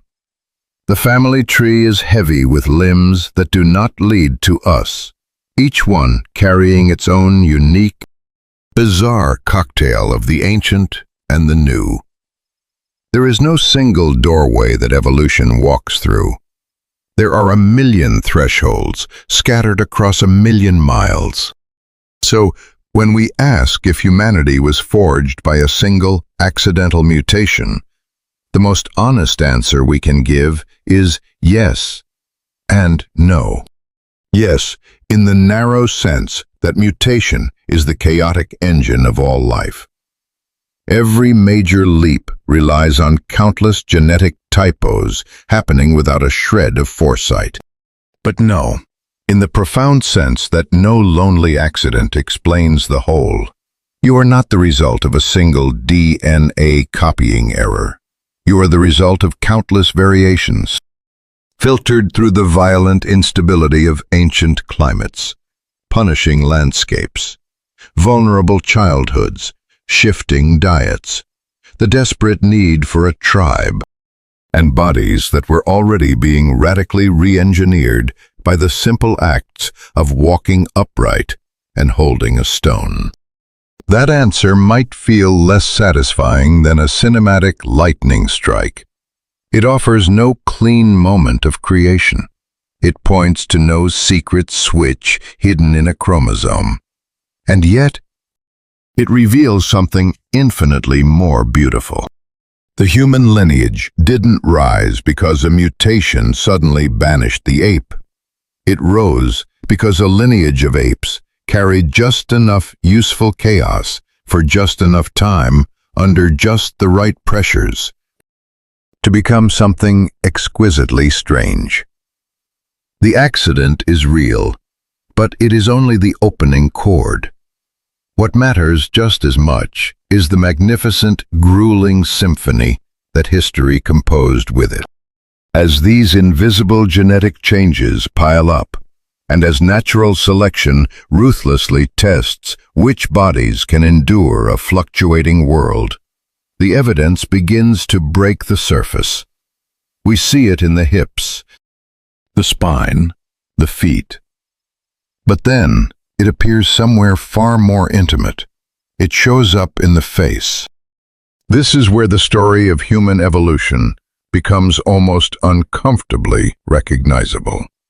A femur or a pelvis can tell a scientist that something profound has shifted in the mechanics of walking. But a face speaks directly to our instincts. The heavy jaws begin to pull back. The teeth shift in their size and their proportions.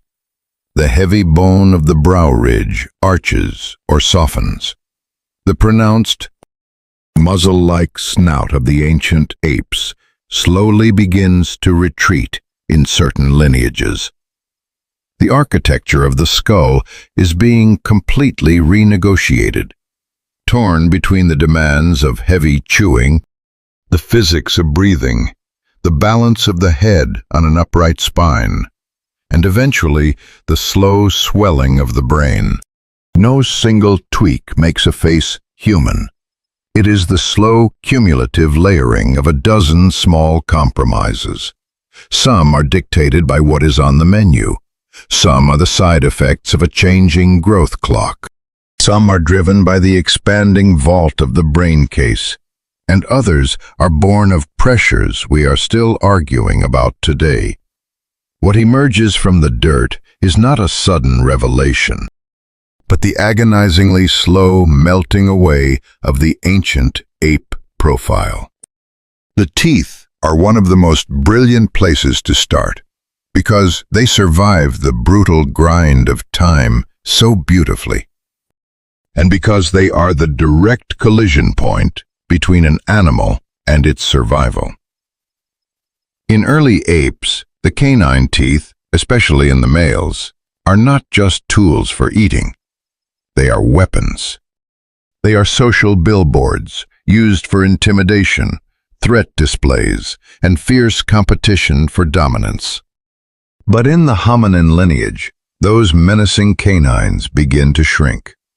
Compared to many of their ape relatives, our ancestors slowly disarm their own mouths. Over deep time, the rows of teeth and the curve of the jaw begin to whisper a different story.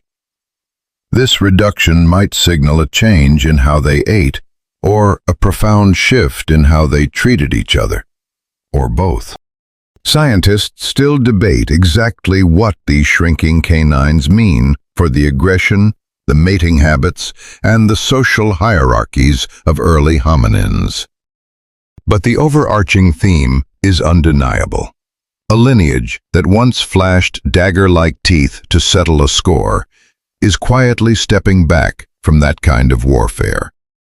The mouth is becoming less about projecting dominance and tearing flesh with fangs, and more about grinding down a wildly shifting, unpredictable menu of calories. But evolution is rarely a straight line, and the story of the face isn't just a gentle softening. Some branches of the family tree lean heavily in the exact opposite direction. The robust Australopithecines, often grouped into their own genus, Paranthropus, doubled down on the heavy machinery of chewing. Their jaws are massive. Their molars are comically huge. Their faces are built like bank vaults to absorb the crushing force of a heavy bite. Some even sport a bony crest running right over the top of the skull, just to anchor the massive muscles required to work that jaw. For a long time, early researchers looked at these heavy, spectacular faces and assumed they were an inevitable stepping stone on the march to modern humanity. But the Earth eventually told a different story. These robust faces were likely a parallel experiment, a lineage that became hyper-specialized for grinding down tough, low-quality fallback foods when times got hard, rather than the direct ancestors of us. It's a recurring theme in the human epic. A physical trait that looks incredibly powerful can actually be a trap. A hyper-specialization that locks a species into a corner, while the more flexible generalists wander past them into the future. The branch that leads more clearly toward the genus Homo takes that more flexible path. The teeth tend to shrink relative to the overall size of the jaw. The heavy chewing machinery dials back. The face slowly loses its aggressive, forward-thrusting snout. This doesn't happen in a neat, orderly progression. Different species of Homo wear different, chaotic combinations of the ancient and the new. Homo erectus, for example, rocks a long, low brain case and a heavy, pronounced brow ridge, while later humans develop a high, rounded forehead and a face tucked neatly under the skull. The Neanderthals take yet another path, developing large faces pulled forward in the middle, with robust features that reflect both their deep ancestry and their adaptation to the bitter cold. The fossil record is broken, but it tells us this much. The face is not marching toward some predetermined, beautiful ideal. It is being repeatedly smashed and rebuilt by the demands of the environment and the quirks of development. Diet is the undeniable architect of this remodel. A mouth built to grind down raw, fibrous roots for 6 hours a day does not need to look like a mouth that eats food that has been sliced, pounded, scraped, and eventually cooked. Once the hands become masterful at manipulating the world, once a sharp flake of stone steps in to help butcher a carcass or smash a tuber, the evolutionary pressure on the jaw begins to ease. The teeth no longer have to do all the heavy lifting. A sharp rock can do in seconds what thick enamel and massive molars used to do by brute force. Later, the mastery of fire will accelerate this trend exponentially, softening and pre-digesting the food before it even crosses the lips. This doesn't mean that a stone tool or a campfire instantly shrinks a face, but it explains why you cannot understand the architecture of the human skull without understanding human technology. Bodies evolve inside the artificial worlds they build around themselves. But there is a quieter force at work here, one that might be even more powerful than diet or tools: the invisible clock of growth. So much of what a face looks like depends entirely on timing. Stretch out one phase of childhood growth, hit the brakes on another, and the entire geometry of the skull shifts. This is why a human face is not just a shrunken-down ape face. It is built on an entirely altered trajectory of growth. In modern humans, the face grows in a way that allows it to tuck neatly beneath a high, swollen brain case, leaving us with a flat profile and a comparatively delicate jaw. This layout isn't just about what we eat. It is deeply tied to the massive expansion of the brain, the way the skull balances on the top of the spine, and the agonizingly slow, drawn-out childhood that defines our species. A face, in other words, is a biological clock made visible. The brow ridge deserves a moment of its own, because it is one of the most famous and most misunderstood features in the entire fossil record. The heavy, jutting brows of Homo erectus and later archaic humans are so often used in pop culture as shorthand for stupidity or brute savagery. But this is purely our own modern prejudice projecting backward. A brow ridge is a structural beam.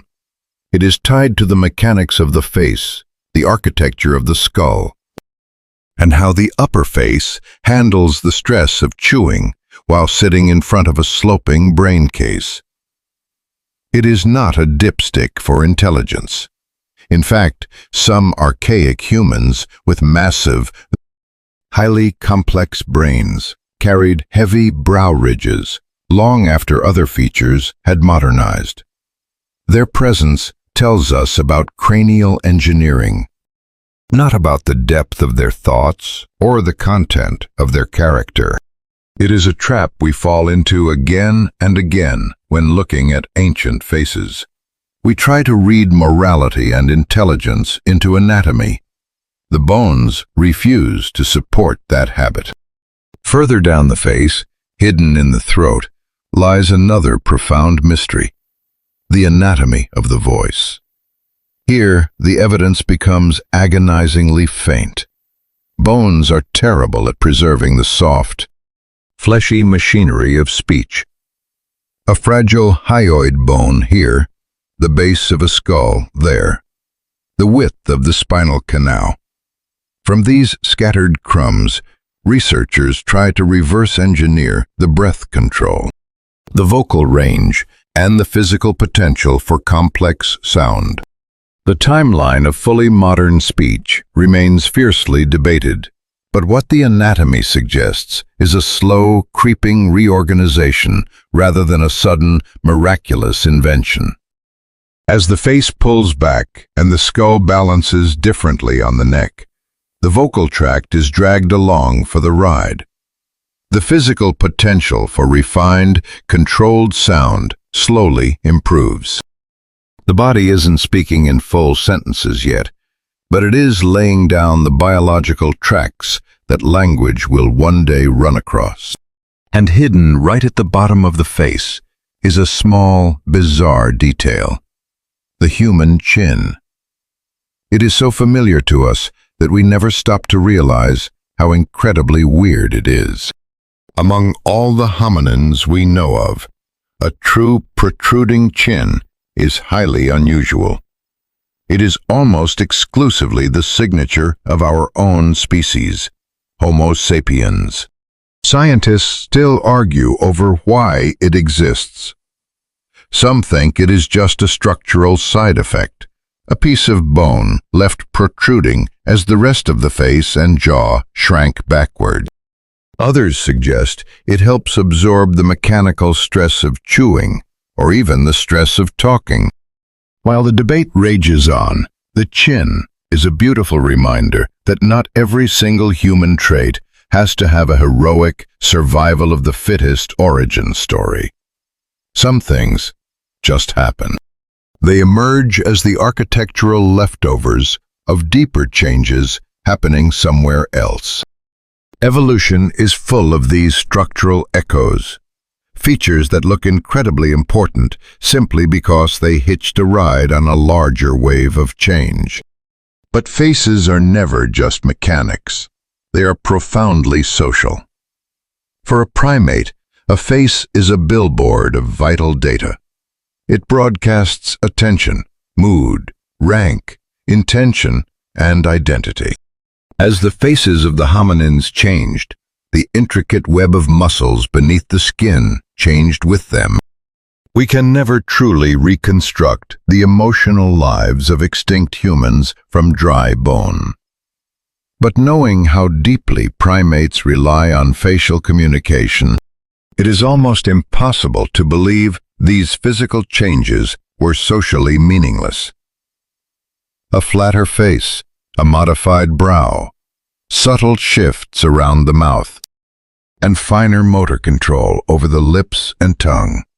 All of this would have altered how individuals signaled to one another, long before the first symbolic word was spoken.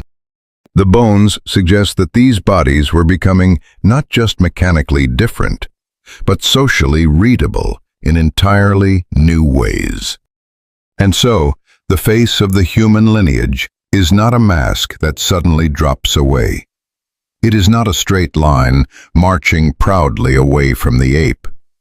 It is a brilliant, messy ledger of compromises. The teeth shrink as the menu and the hands take over.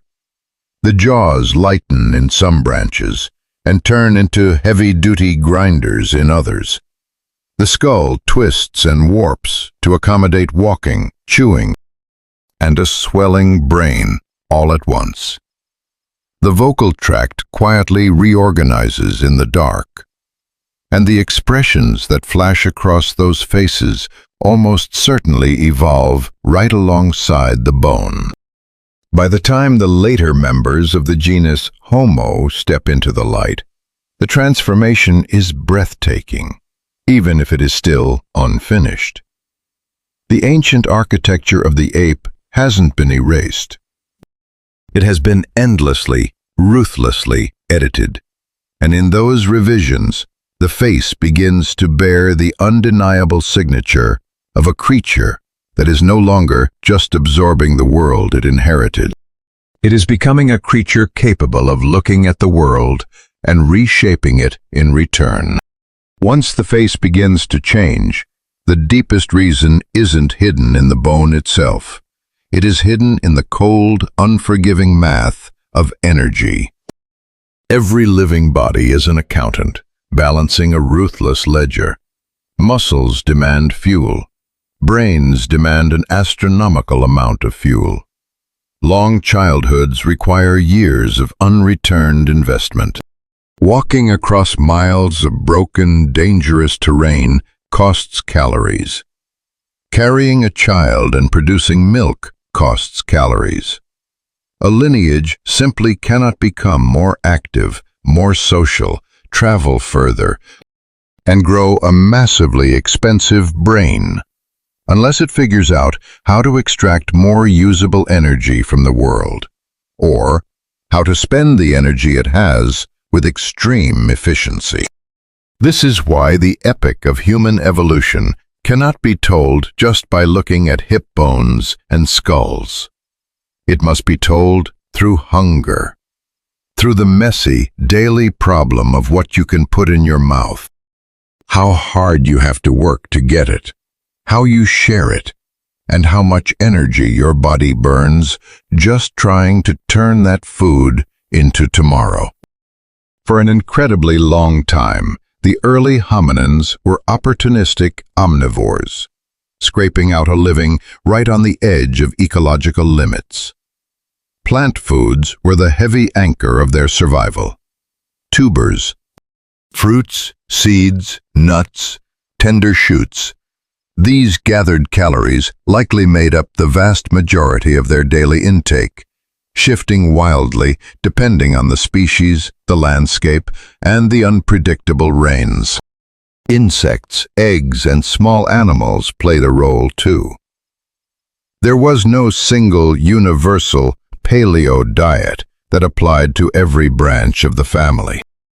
Researchers still argue over the exact menu of these ancient ancestors because the evidence doesn't come from perfectly preserved meals. It is whispered indirectly through the wear patterns on fossilized teeth, chemical isotopes buried in the enamel, the sharp edges of stone tools, microscopic cut marks on animal bones, and the painstaking reconstruction of ancient climates. The picture is fragmented, but the overarching trend is unmistakable. Over deep time, certain branches of the human family become dangerously good at accessing high-quality, nutrient-dense food. Specifically, the fat and protein locked inside animal tissue. And this dietary pivot likely altered the entire biological economy of the human body. Meat is often romanticized in our origin stories, treated as the magical elixir that single-handedly built the human brain. The reality is far more grounded and far more complex. Eating animal tissue is not uniquely human. It isn't even uniquely hominin. Chimpanzees actively hunt and eat meat. Many primates will happily consume animal protein if they can get their hands on it. The real question isn't whether our ancestors occasionally ate meat.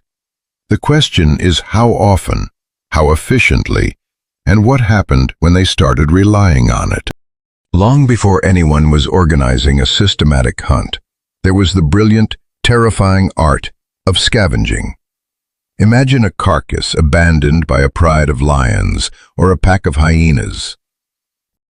To a creature smart enough to slip in at the exact right moment and equipped to crack open what teeth alone could not, that carcass is a gold mine. It offers scraps of flesh, organ meat, and most importantly, bone marrow. This is where technology and diet crash into each other. A simple, sharp flake of stone can slice through tough hide and tendons to access calories that would otherwise rot in the sun.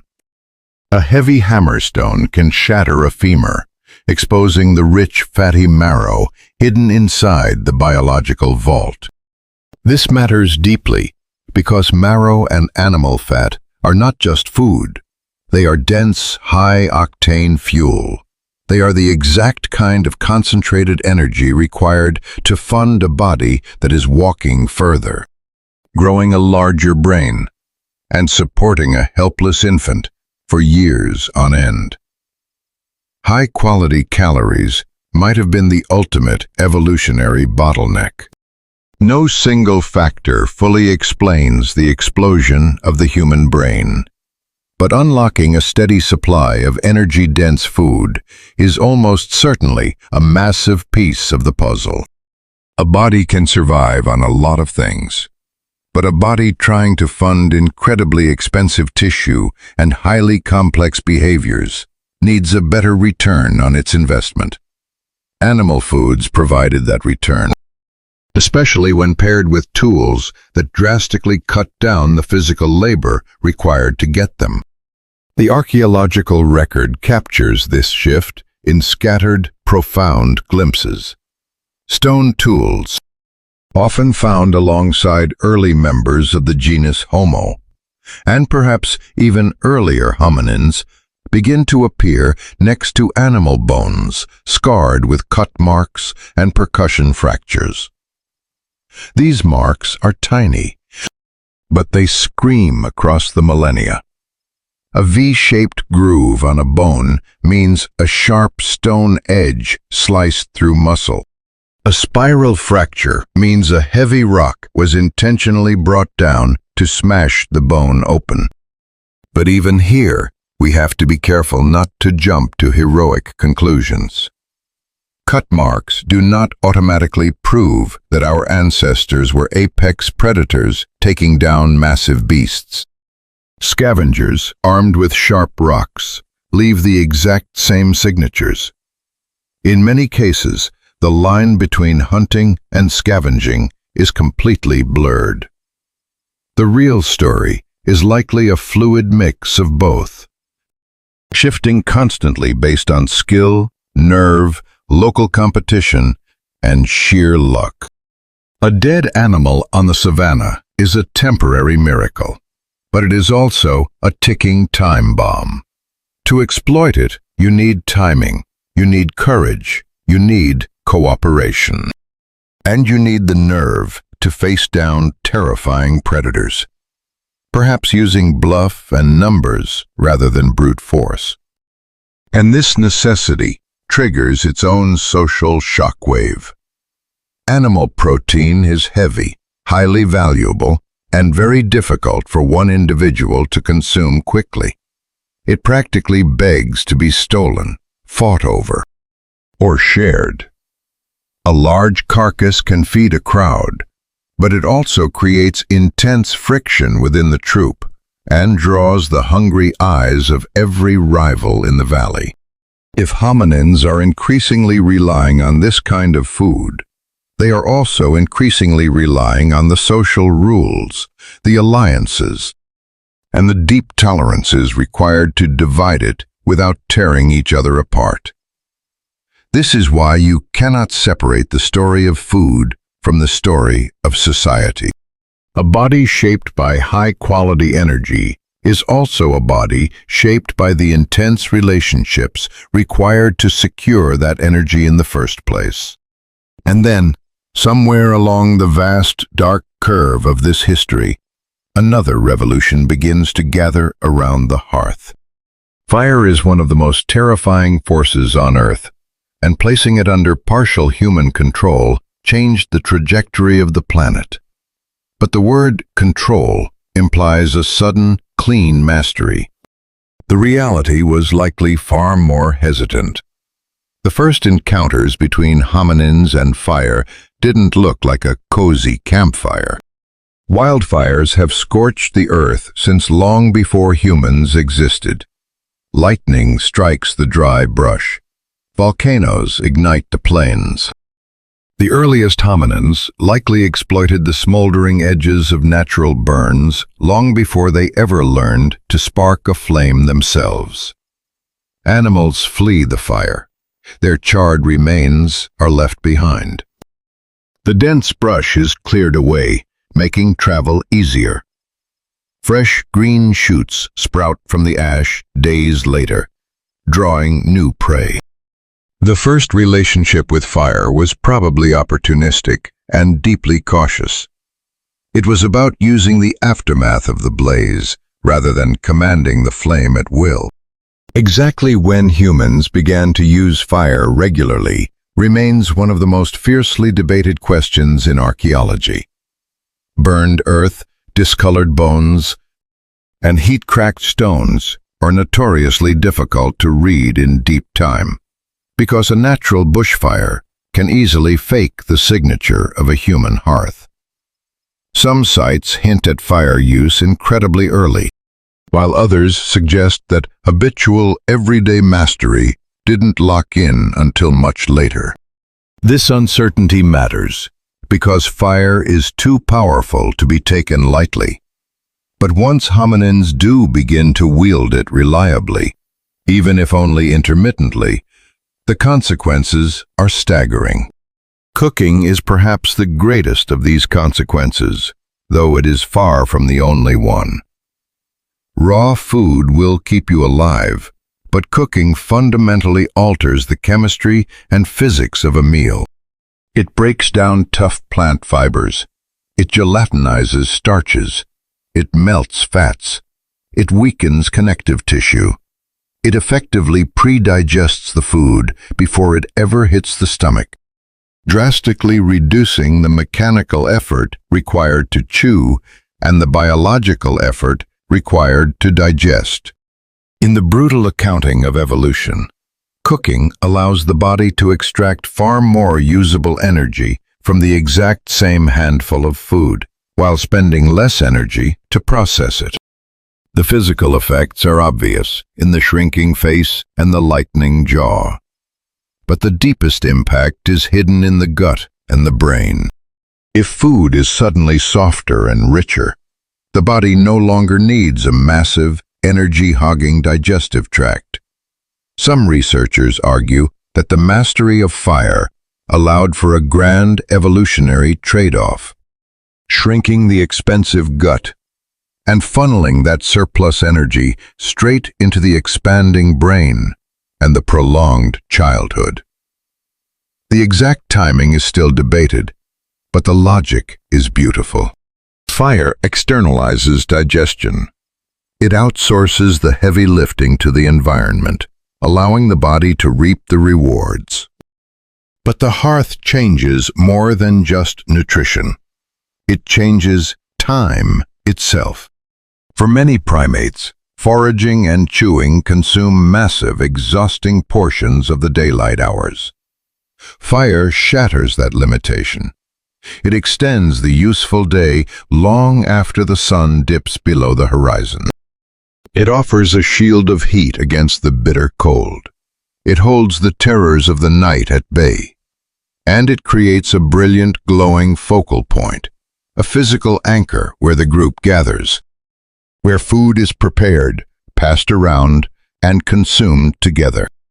A troop bathed in firelight is not a modern civilization, but it is no longer living entirely at the mercy of the sun. The archaeological record whispers that the repeated use of fire likely pulled bodies and minds into tighter, deeper social orbits. Faces become visible in the dark. A gesture takes on a new, flickering intimacy. Food isn't just found and eaten on the spot. It is carried back to a central place, transformed and shared. Maintaining a fire demands a logistics network that leaves almost no physical trace. Someone has to gather the wood. Someone has to watch the embers. Someone has to remember where the fuel is. Someone has to delay their own hunger while the food cooks. These are tiny acts, but they require a massive leap in planning, inhibition, and interdependence. An isolated ape can scavenge a burned landscape, but a group that keeps a fire alive is building a routine around a captive force of nature. This shift is practical long before it is symbolic. It dictates the rhythm of the camp. Who waits? Who eats first? Who ventures out into the dark? Even if the deep, ritualistic meaning of the hearth comes much later, the social gravity of the fire begins immediately. Of course, this new life carries heavy costs. Chasing meat invites the risk of being gored, trampled, or eaten by the competition. It exposes the group to new parasites and pathogens. Fire can burn a child, spark an uncontrollable inferno, or demand exhausting labor just to keep it fed. And a lineage that becomes biologically addicted to high-quality, cooked food becomes incredibly vulnerable if that food source suddenly vanishes. Evolution never hands out a blank check. Yet the long-term payout is undeniable. A broader menu, the injection of animal calories, and the eventual mastery of the flame remodel the human lineage from the inside out. The teeth surrender their heavy burden. The gut recalibrates. The massive brain becomes biologically affordable. The long, slow childhood is subsidized by the group's success. And the social fabric becomes inextricably woven into the daily act of finding, preparing, and sharing the calories that keep the dark at bay. The human epic doesn't surge forward just because we stood up or because our hands were free. It surges forward because slowly and haltingly, a lineage learned how to wring more life out of the earth than its ancestors ever could. Meat didn't make us human all on its own. Fire didn't make us human all on its own. But together, paired with stone tools, cooperation, and the brutal push of a changing climate, they fundamentally altered the scale at which a primate could operate. They made it possible for a creature to spend less of its life simply absorbing the world as it was, and more of its life transforming the world before consuming it. By the time the human lineage is extracting more energy from marrow, meat, and eventually the warmth of the hearth, another quiet revolution is already taking shape in the dirt. It is written in stone. It does not begin with elegance. The very first tools are not masterpieces, waiting patiently inside the rock for civilization to carve them out. They are crude, fractured, brutally practical. Often, they are barely more than a shattered cobble with a single sharp edge. And yet, in their absolute simplicity, lies one of the most profound turning points in the history of the Earth. A stone struck with intention is more than an object. It is a decision preserved in matter. It is a thought hardened into physical form, lingering in the world long after the hand that made it has turned to dust. That sharp edge sits there, a silent testament that someone, somewhere, refused to accept the world exactly as they found it. They altered it on purpose. The oldest evidence of this is still fiercely debated, and that uncertainty is beautiful. At Lomekwi in Kenya, stones dating back an astonishing 3.3 million years suggest that some form of deliberate rock smashing might actually predate the arrival of our genus, Homo. If the dirt is telling the truth, the impulse to make tools reaches further back into the dark than our old stories ever allowed. It might belong to the Australopithecines, or a closely related cousin, swinging a brain barely larger than a chimpanzee's. Scientists still argue over how these particular stones were broken, whether the behavior was a daily habit or a fleeting experiment, and whether it represents a continuous tradition or a spark that fizzled out. The evidence is fragmented, but the mere possibility is a heavy reminder. The intelligence of the hand, the desire to manipulate the world, does not wait for a modern mind to arrive. It begins early.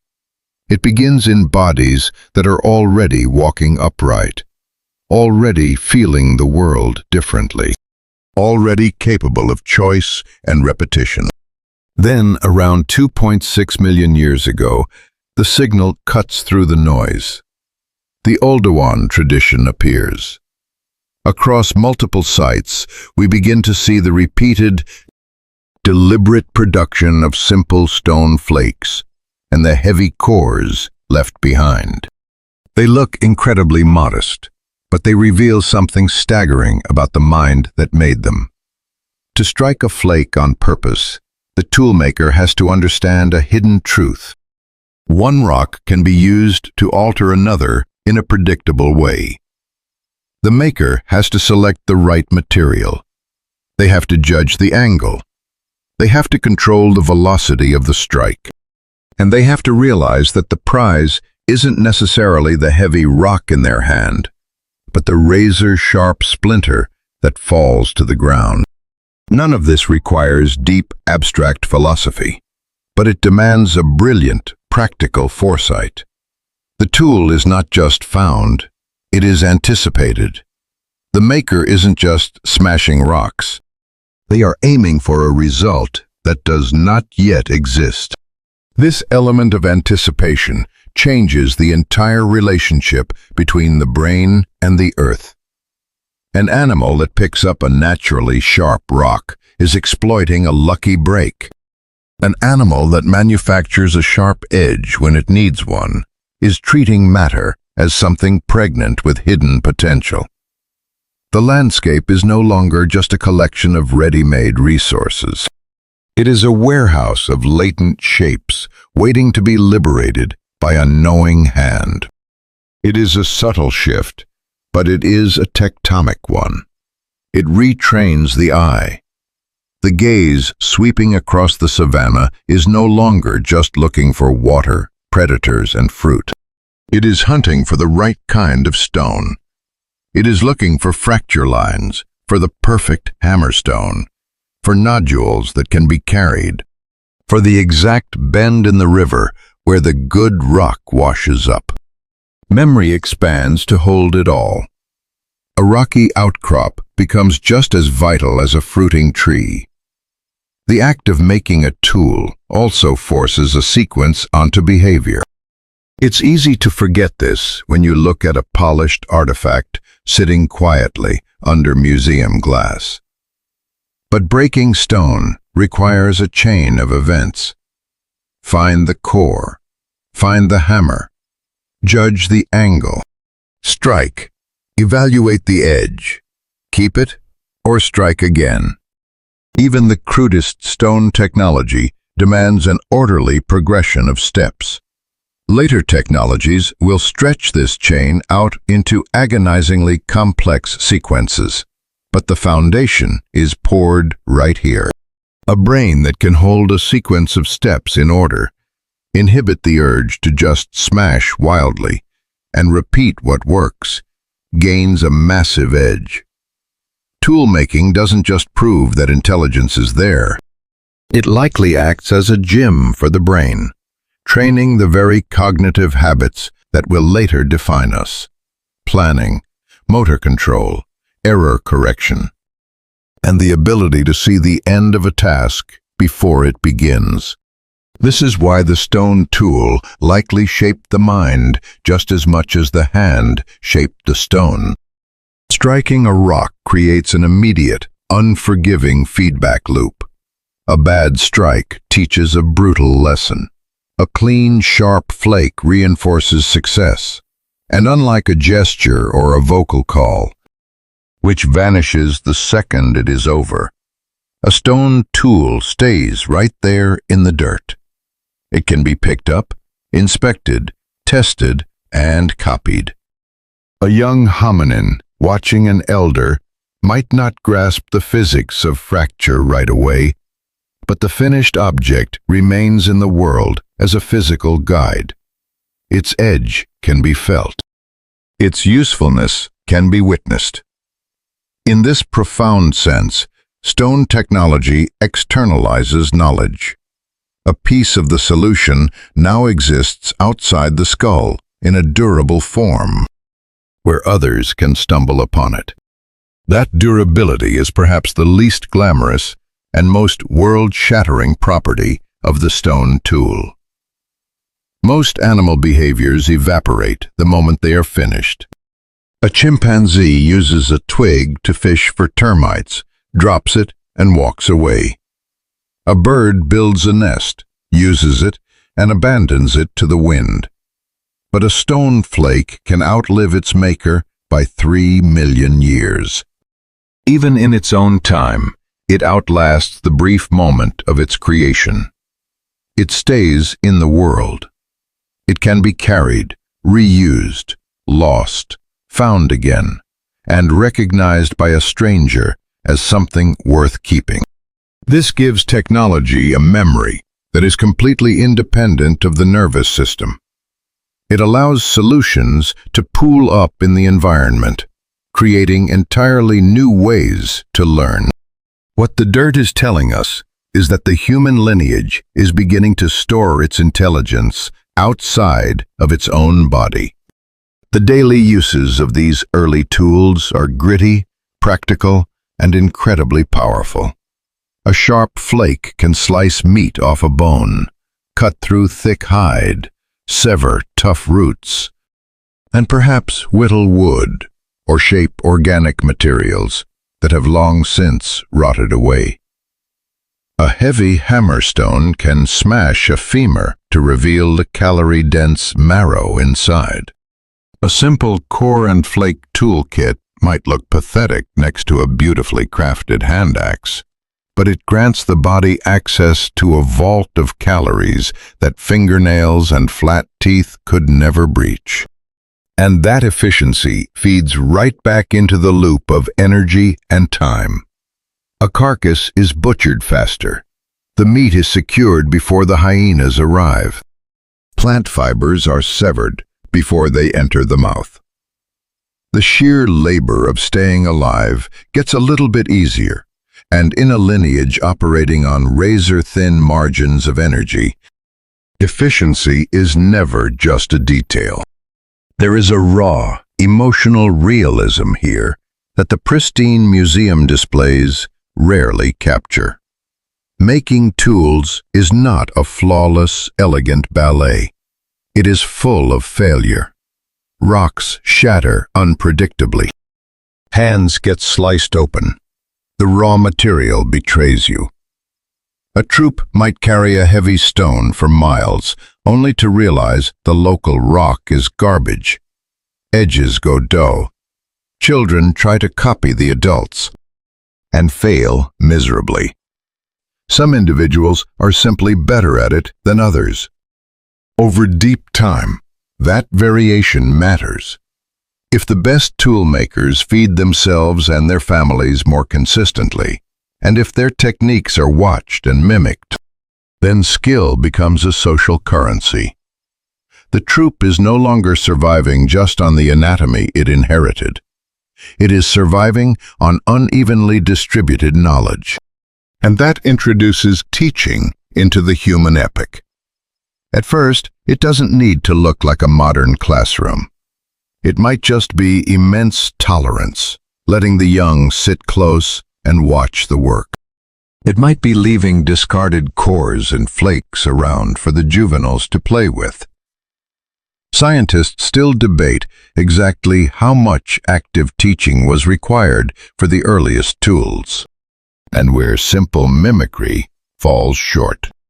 But as tool traditions become more consistent across vast distances and countless generations, the idea that every generation is just inventing it from scratch by accident becomes impossible to defend. A reliable tradition implies social learning. Social learning implies attention, patience, and a social structure stable enough for the young to hang around the experts long enough to absorb the trick. This is the exact moment where survival becomes cultural, long before culture acquires the grand artistic meaning we give it today. In its most ancient form, culture isn't a cave painting or a myth. It is a shared method. It is the passing down of a practical survival hack that is not coded in the DNA, but in the behavior of the tribe. A hominin born into this kind of group inherits more than just a body built for walking and grasping. They inherit a localized library of habits: how to strike the stone, which foods to target, the exact sequence of the butchery. Two populations with the exact same bodies might live completely different lives if their tool traditions differ.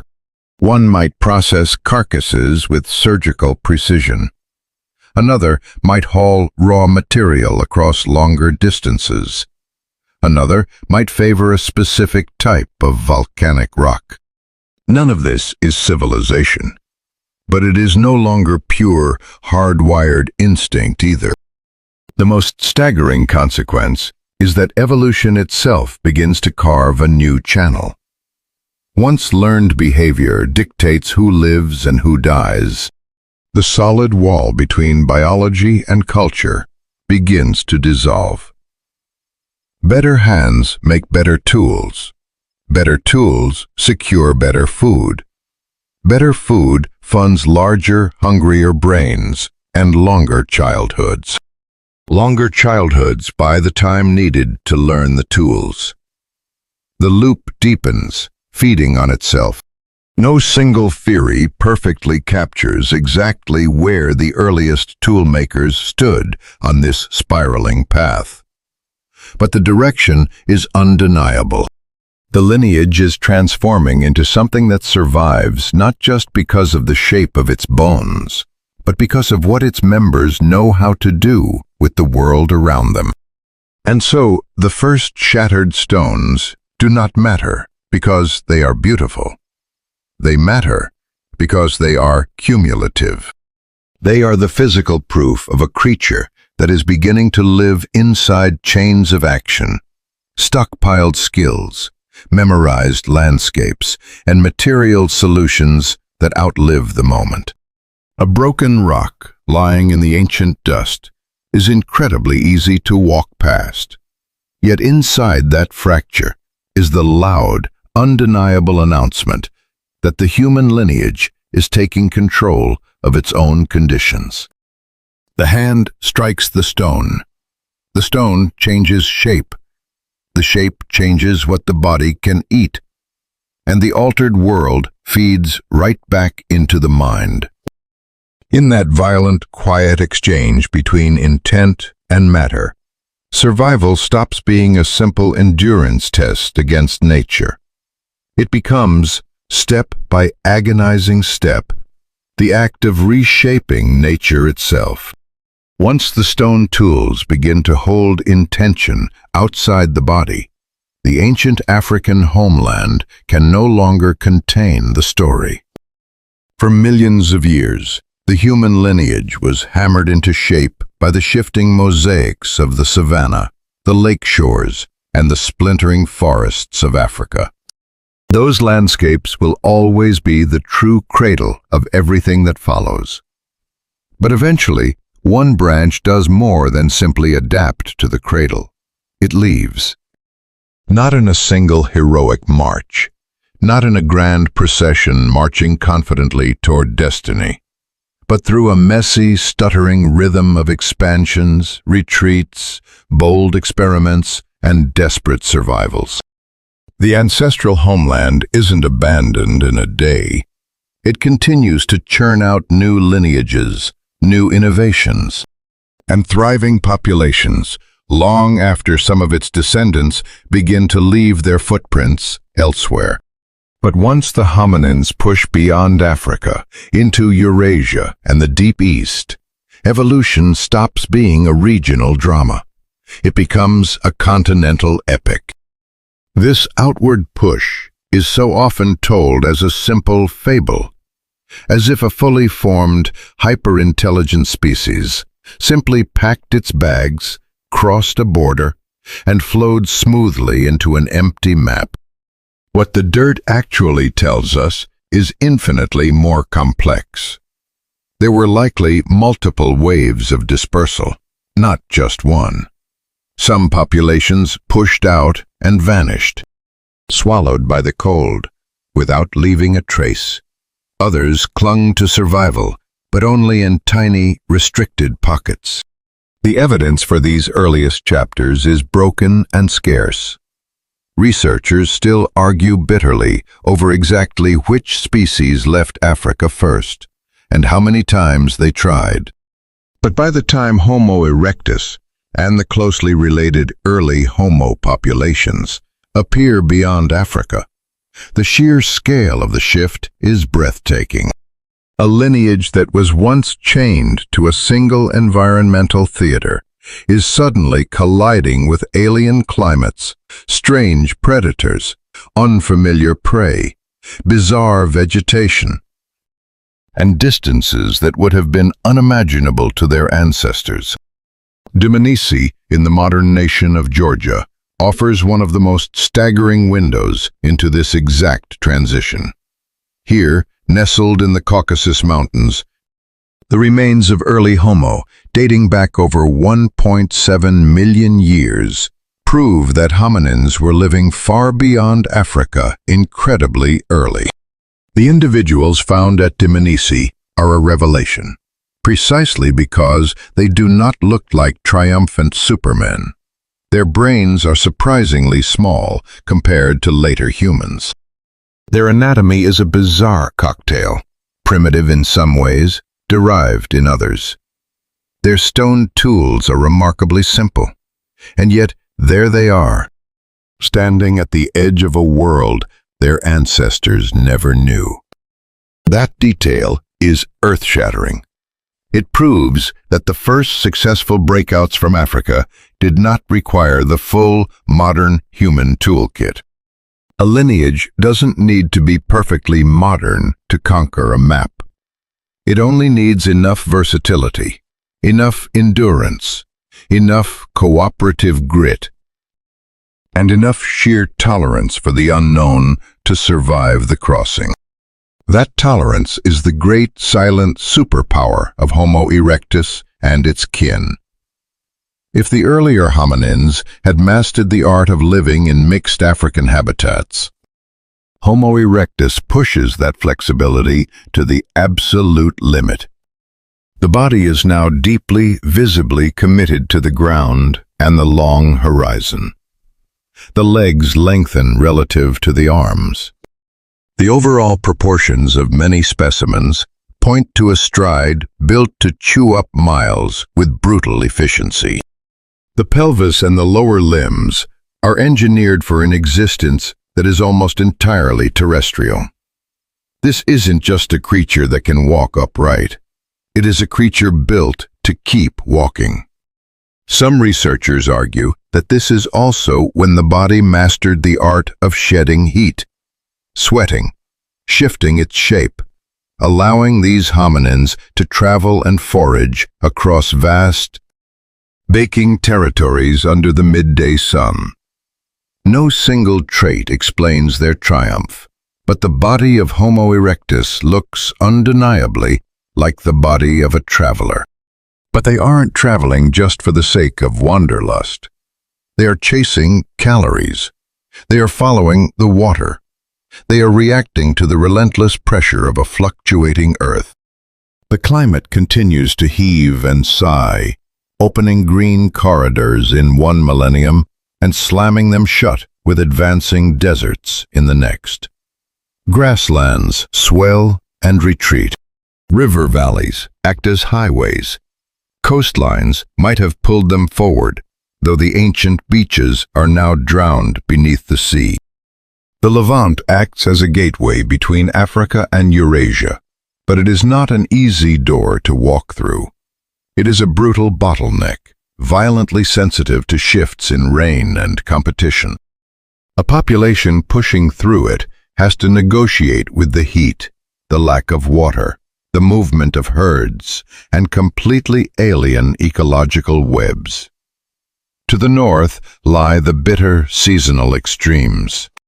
To the east stretch the boundless steppes, the dense woods, the crushing mountains, and eventually the steaming tropics of Asia. The old African problem of instability doesn't go away. It is magnified on a global scale. This is where migration stops being a simple journey and becomes a brutal, real-time experiment in what it means to be human under a different sky. A group moving into Eurasia hits winters that look nothing like an African dry season. The daylight hours stretch and shrink. The animals are utterly alien. The parasites and pathogens are entirely new. The rules for finding shelter, building a fire, and hunting a meal demand a completely different rhythm. A lineage cannot survive this by blindly repeating the habits of its grandparents. It has to adapt its roots, its diet, its timing, and perhaps its entire social structure.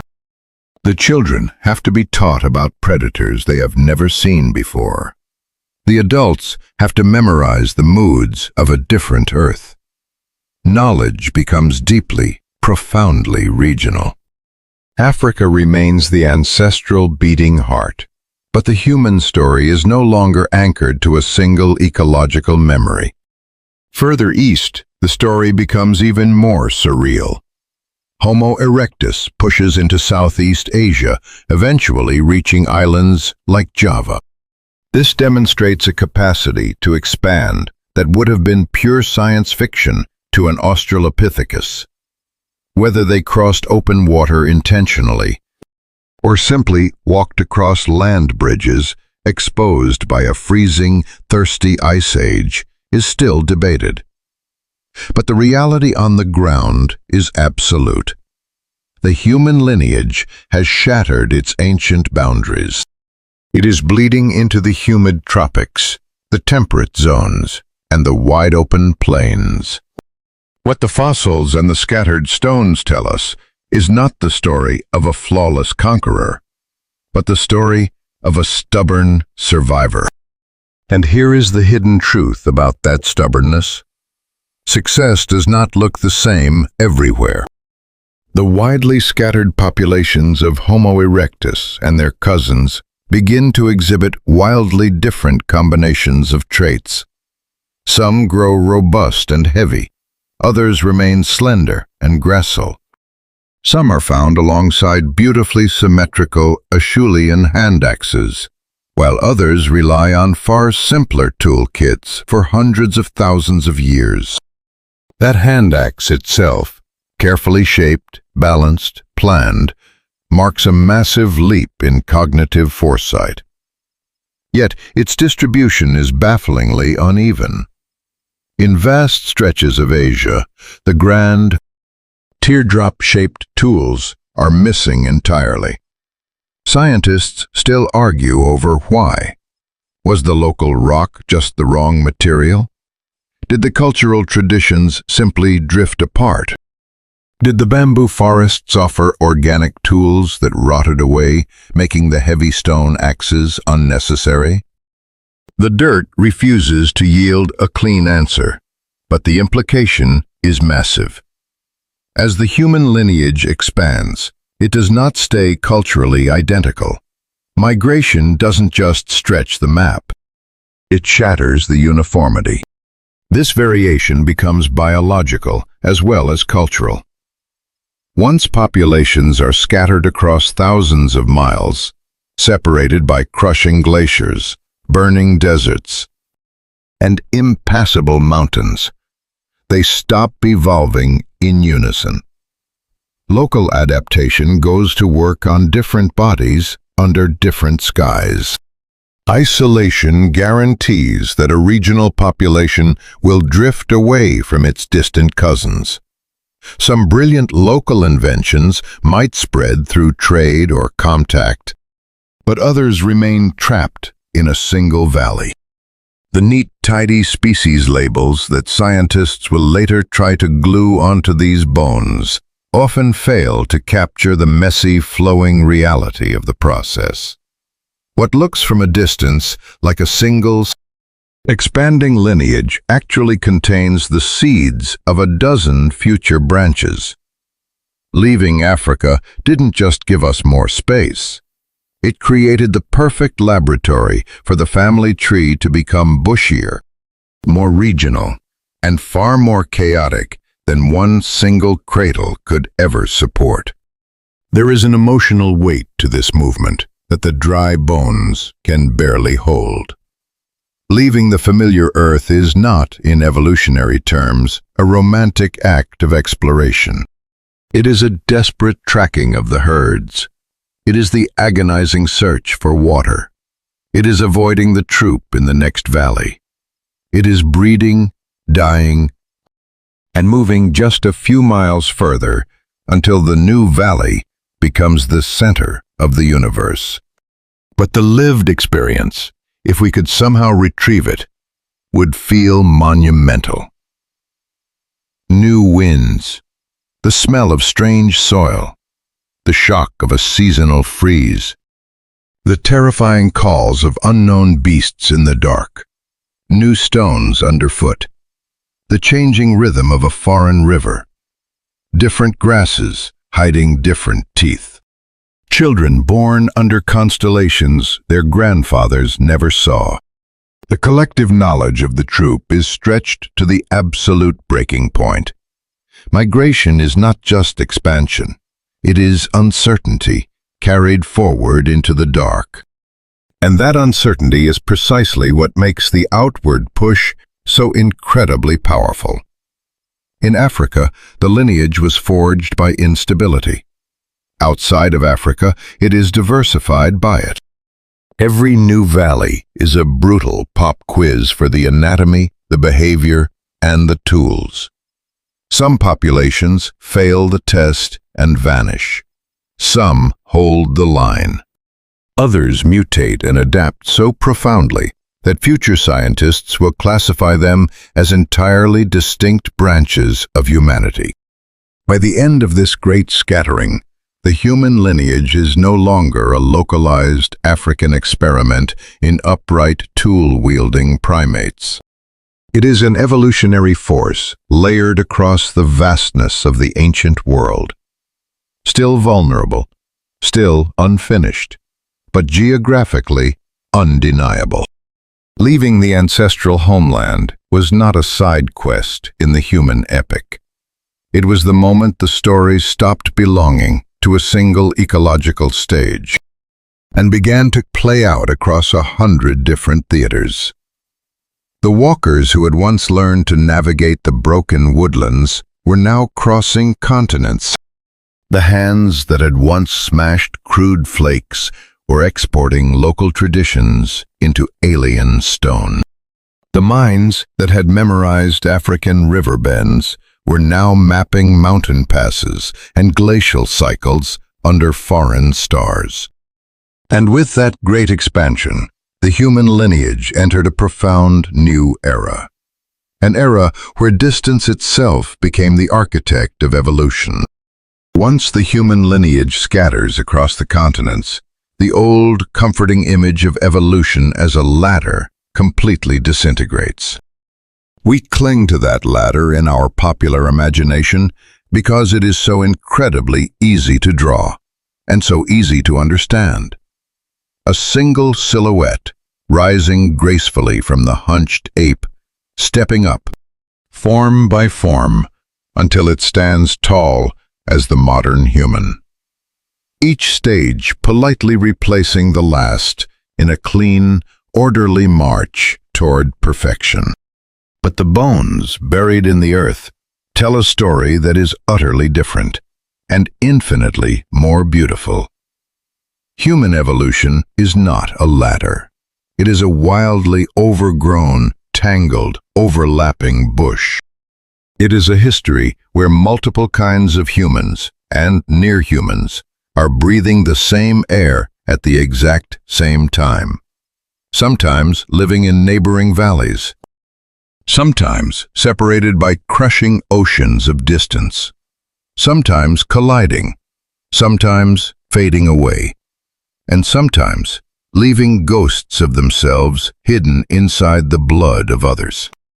The family tree isn't a march forward. It is a sprawling experiment.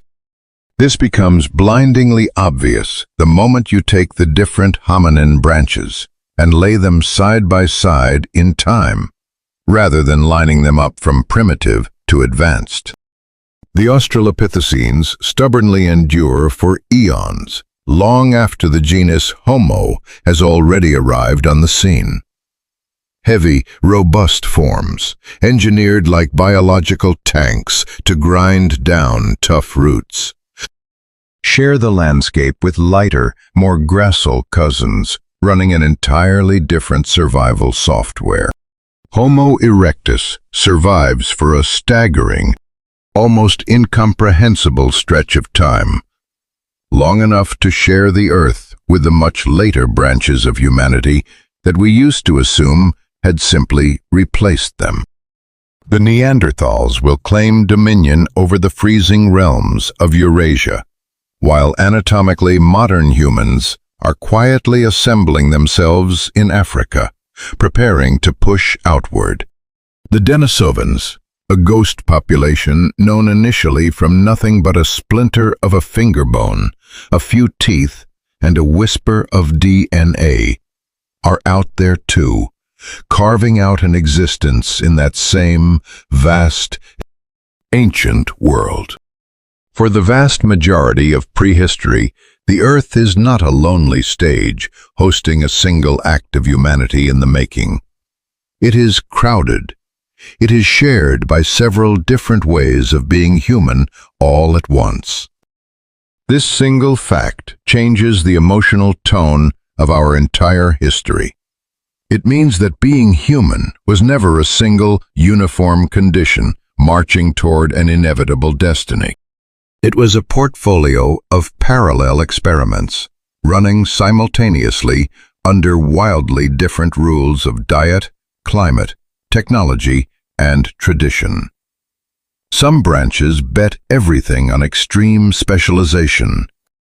Others bet on remaining loose and flexible. Some blanketed the continents. Others clung to a single isolated island. Some lasted millions of years longer than anyone would have ever dared predict. If you could stand on a high ridge in the deep past and watch a few 100,000 years unfold in a single glance, the overwhelming impression would not be destiny. It would be plurality. Australopithecus gives us the first heavy hint of this crowded stage. They walk upright consistently enough to prove the Rubicon has been crossed.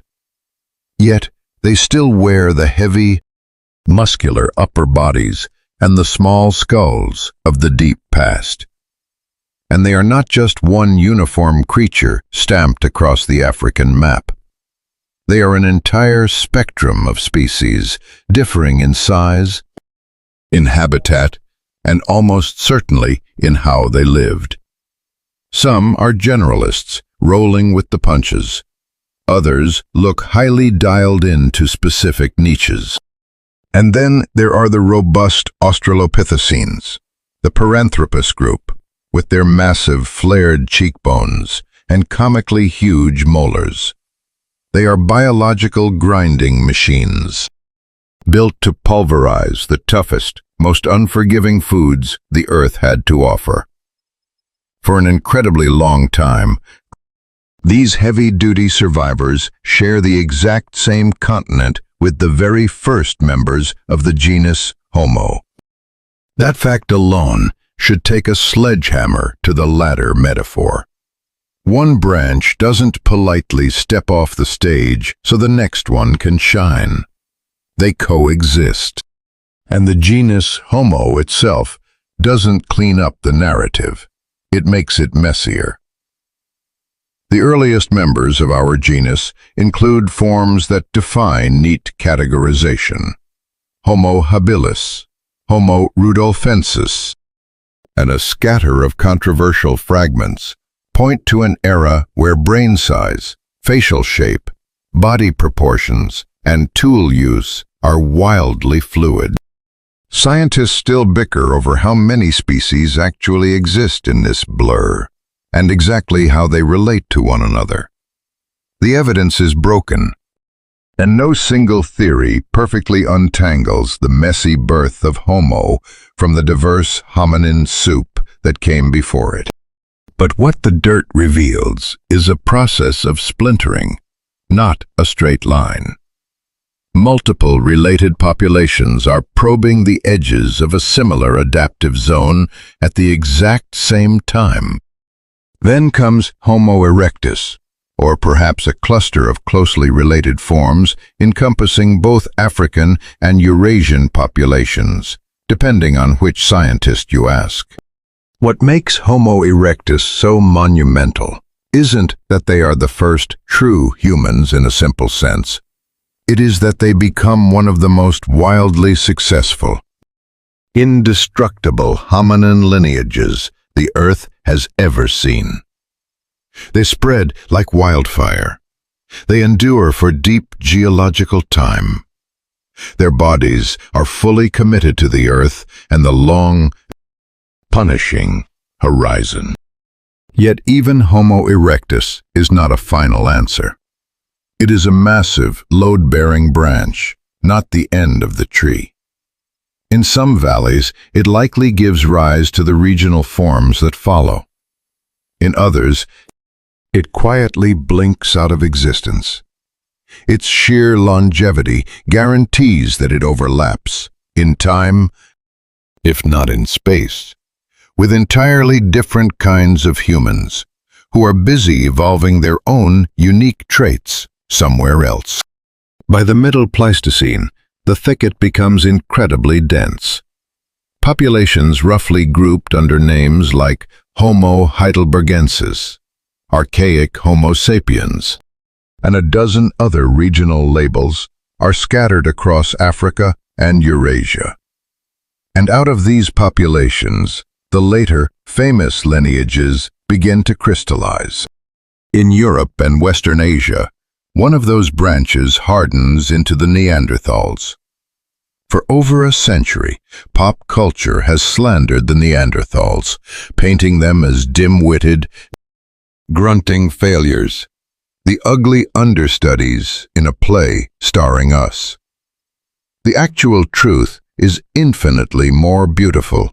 and demands our deep respect. The Neanderthals were the undisputed masters of Ice Age Eurasia. They were apex hunters, brilliant toolmakers, masters of the hearth, and members of deeply complex social webs. They cared for their crippled and their dead. Their bodies were not crude, primitive leftovers. They were highly specialized, exquisite adaptations to a brutal, freezing world. Barrel-chested, massively muscled, with large faces and unique skulls. They were a lineage as complete, as successful, and as real as our own. And then there are the Denisovans. Perhaps the most haunting proof that the human past is still largely hiding in the dark. Denisova Cave, sitting quietly in the Altai Mountains of Siberia, was always an interesting archaeological site. But the revelation that came out of the freezing dirt there changed the study of human origins forever. From a microscopic fragment of a pinky bone, later joined by a few massive teeth, ancient DNA revealed a population that was genetically distinct from both Neanderthals and modern humans, though more closely related to the Neanderthals. Physically, we knew absolutely nothing. No complete skull, no intact skeleton, no face to look at. An entire sprawling branch of humanity entered the scientific record completely faceless, announced by the sequencing of molecules rather than the shape of a jaw. That alone is a staggering milestone in the history of science. For centuries, extinct humans were defined by their anatomy, the slope of the forehead, the width of the knee. The Denisovans arrived as a ghost in the machine. Their existence was a blaring alarm that the fossils we can actually see are only a tiny fraction of the true history of the Earth. If an entire human lineage could remain totally invisible until DNA dragged it into the light, how many other branches have vanished completely, leaving nothing but ambiguous dust? Researchers still argue over how far the Denisovans roamed and how much they varied across the vastness of Asia. But the genetic echoes suggest they were not a tiny, hyper-local curiosity. They may have stretched from the freezing Siberian caves all the way down into the steaming jungles of Southeast Asia, and they seem to have possessed a brilliant physiological adaptability, surviving in extreme environments, including the crushing altitudes of the Tibetan Plateau. This crowded, breathing world means that the recent human past is best imagined not as a lonely spotlight following a single actor, but as a vast, rugged landscape populated by neighbors, distant cousins, and total strangers. Some of them might have looked vaguely familiar from a distance. Others would have looked profoundly alien in their heavy builds, the shape of their faces, or the rhythm of their walk. Some might have traded tools or copied a hunting trick when their borders touched. Others might have gone tens of thousands of years without ever seeing a face that didn't look exactly like their own. The absolutely crucial point is this: anatomical modernity does not wipe out this diversity overnight. When Homo sapiens finally begins to push out of Africa in massive numbers, they are walking into a world that is already occupied by other kinds of humans. This reality carries a deep emotional weight. It forces a profound humility upon us. We are so incredibly used to being the only humans on Earth that the isolation feels completely natural.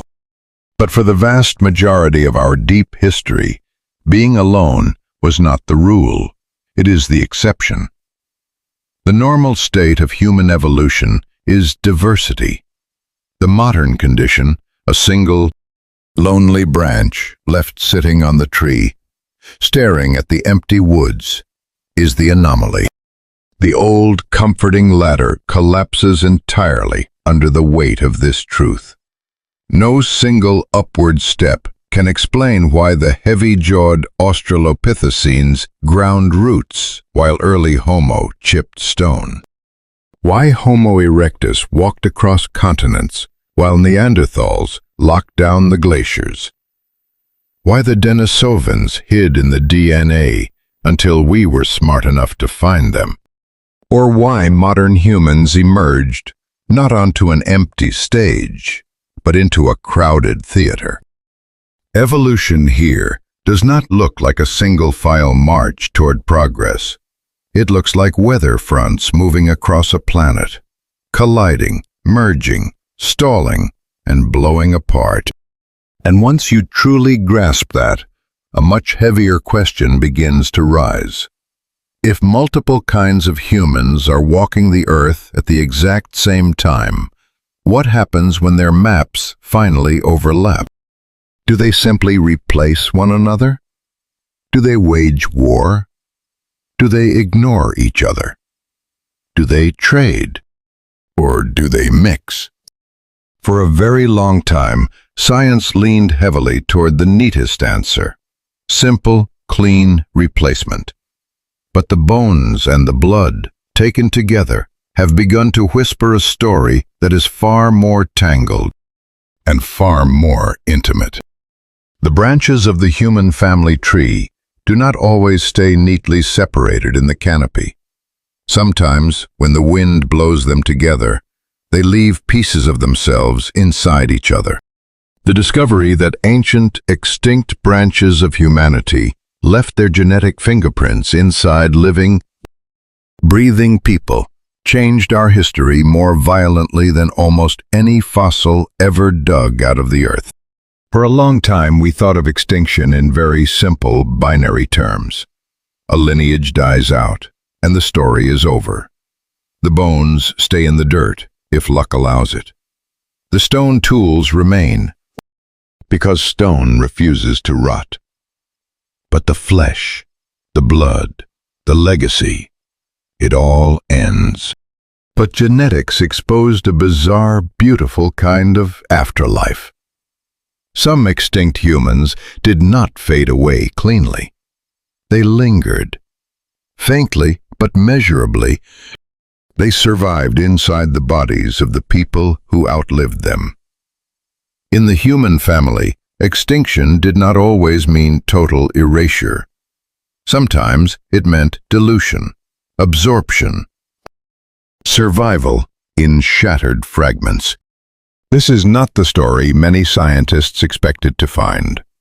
The old models leaned heavily toward a clean, triumphant narrative of replacement. In that version of the world, anatomically modern humans spilled out of Africa, swept across Eurasia, and totally replaced the older populations like the Neanderthals. Maybe there was competition.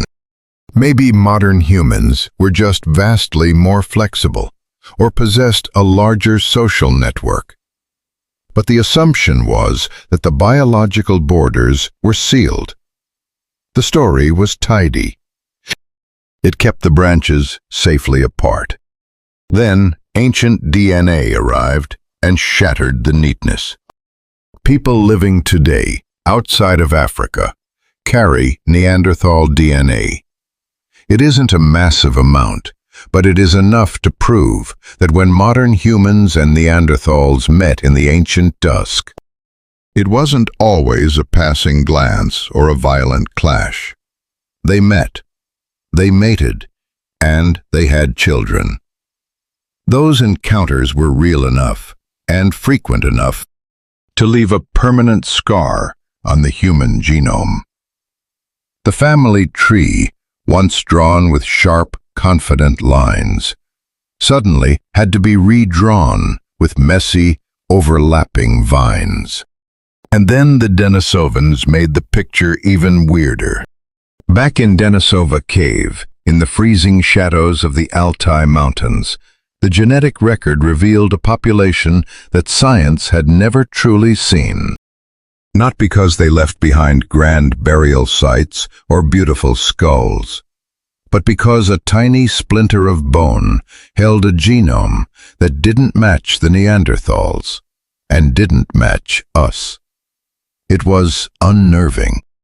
An entire sprawling human group entered the scientific record through the sequencing of molecules rather than the shape of a face.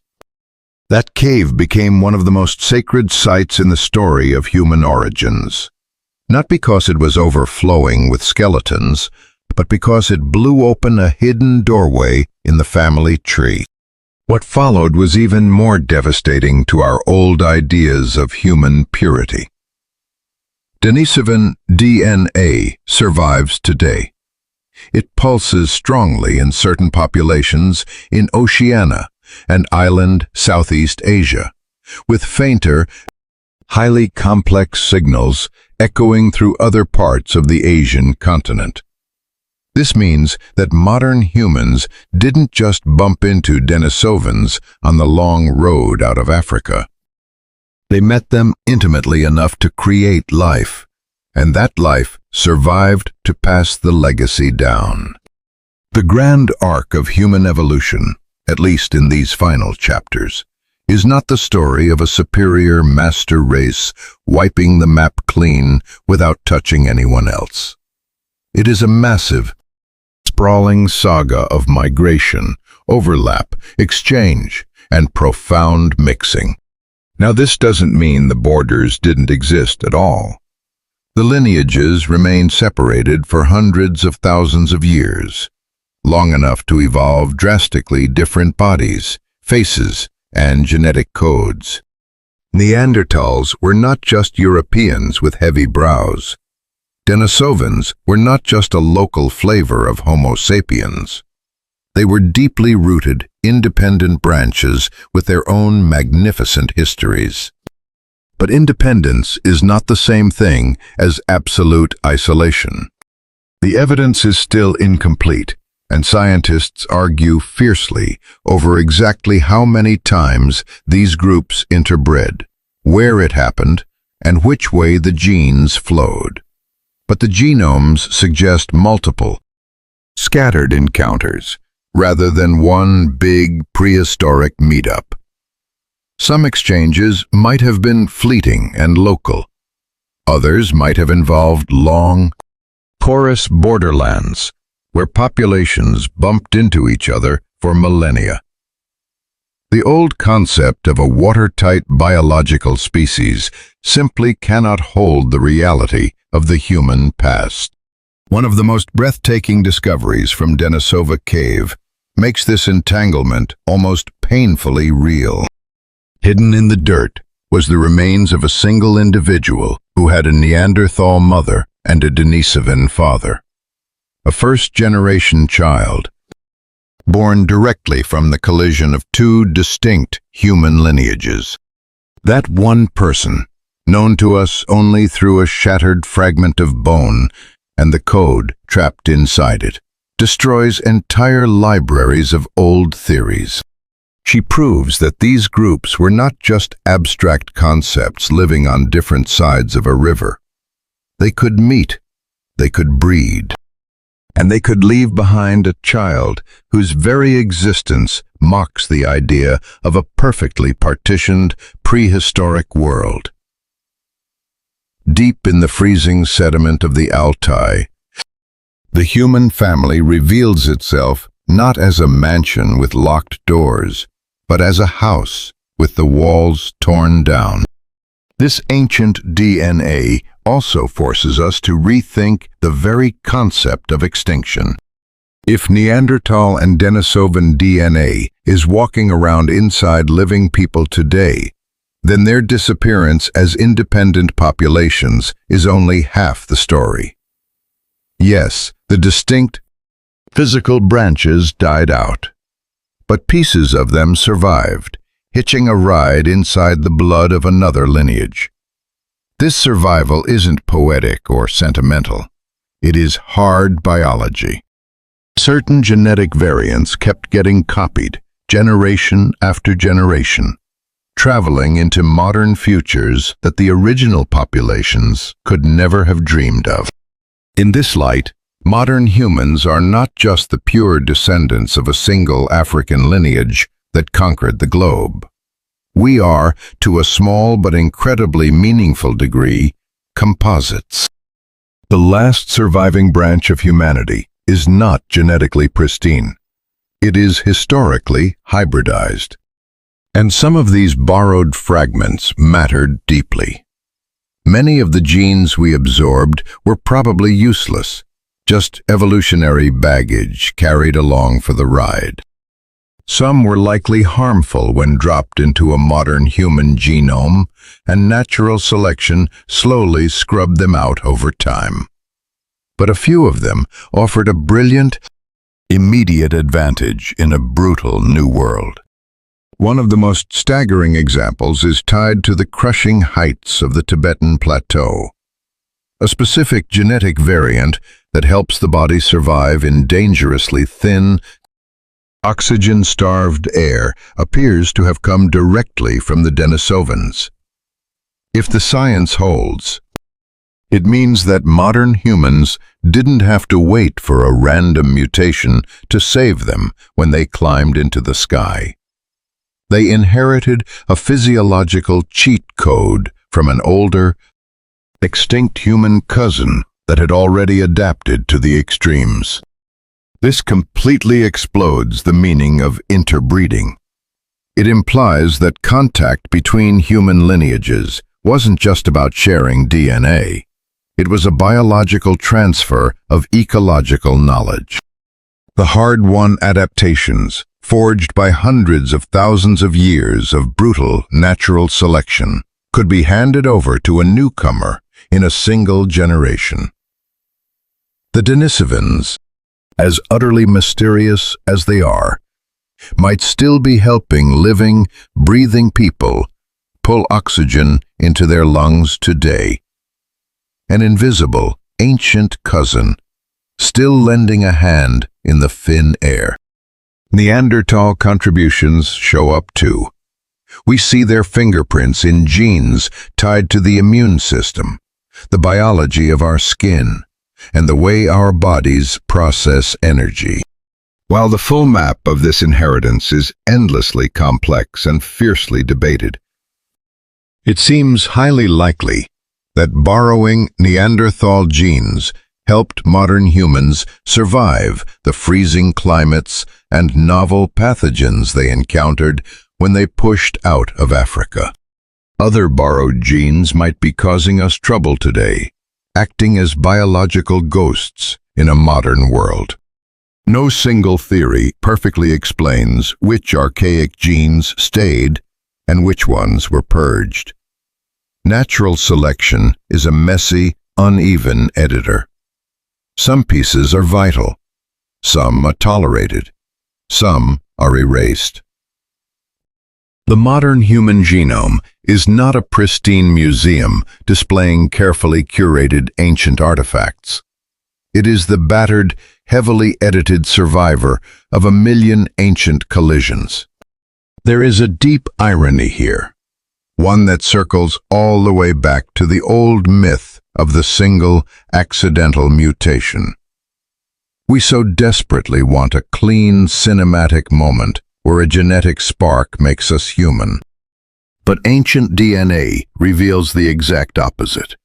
A vital part of who we are today did not come from an isolated spark of brilliance. It came from bleeding into other human groups that we once thought were totally separate from us. Becoming human in these final chapters meant borrowing from the ghosts. The genome is not a sealed diary of a lonely ascent. It is a layered archive of ancient embraces. This feels particularly haunting when we think about the Denisovans, because we can barely see them. We know they existed. We know they were tied to the Neanderthals. We know they mixed with us. And at least once, directly with the Neanderthal. We know their genes are still walking around today, but their faces remain cloaked in shadow. The true borders of their empire are still argued over. Their tools, their habits, and their local cultures are only dimly understood through a handful of broken artifacts. Seldom has a human group of such staggering importance remained so visually invisible. They are known to us not by their portraits, but by their inheritance.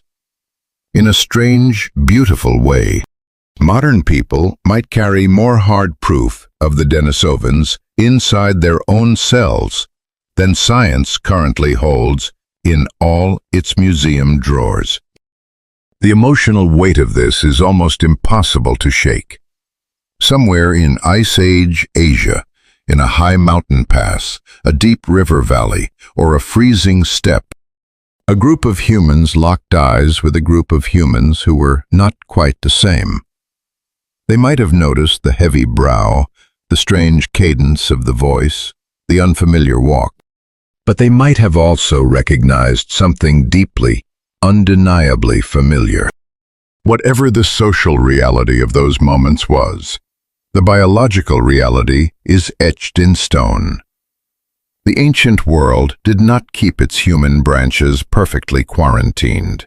It allowed them to tangle.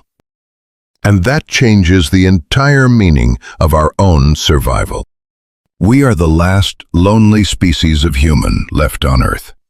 But not because we wiped the others out without a trace. We endure because we carry the traces of the others inside of us.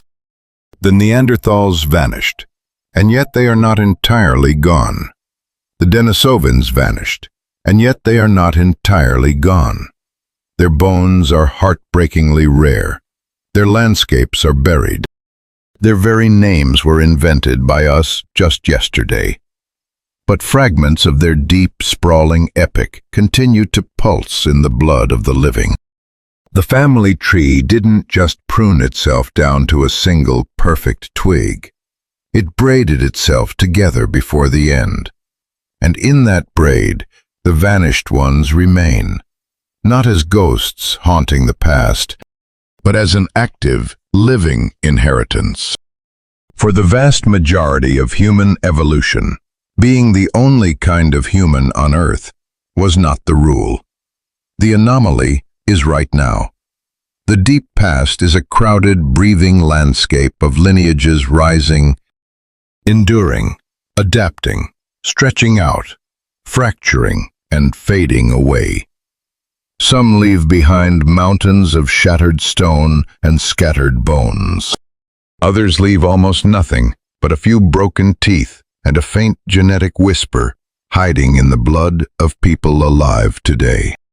Yet a heavy question hangs over all of this, growing more desperate as the timeline creeps closer to the present.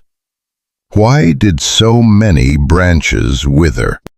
Why does a family tree that was once so wildly overgrown end with just one lonely surviving species, carrying only the faintest echoes of the rest? The answer, as always in prehistory, violently resists simplicity. Extinction is rarely a clean verdict handed down by a single executioner.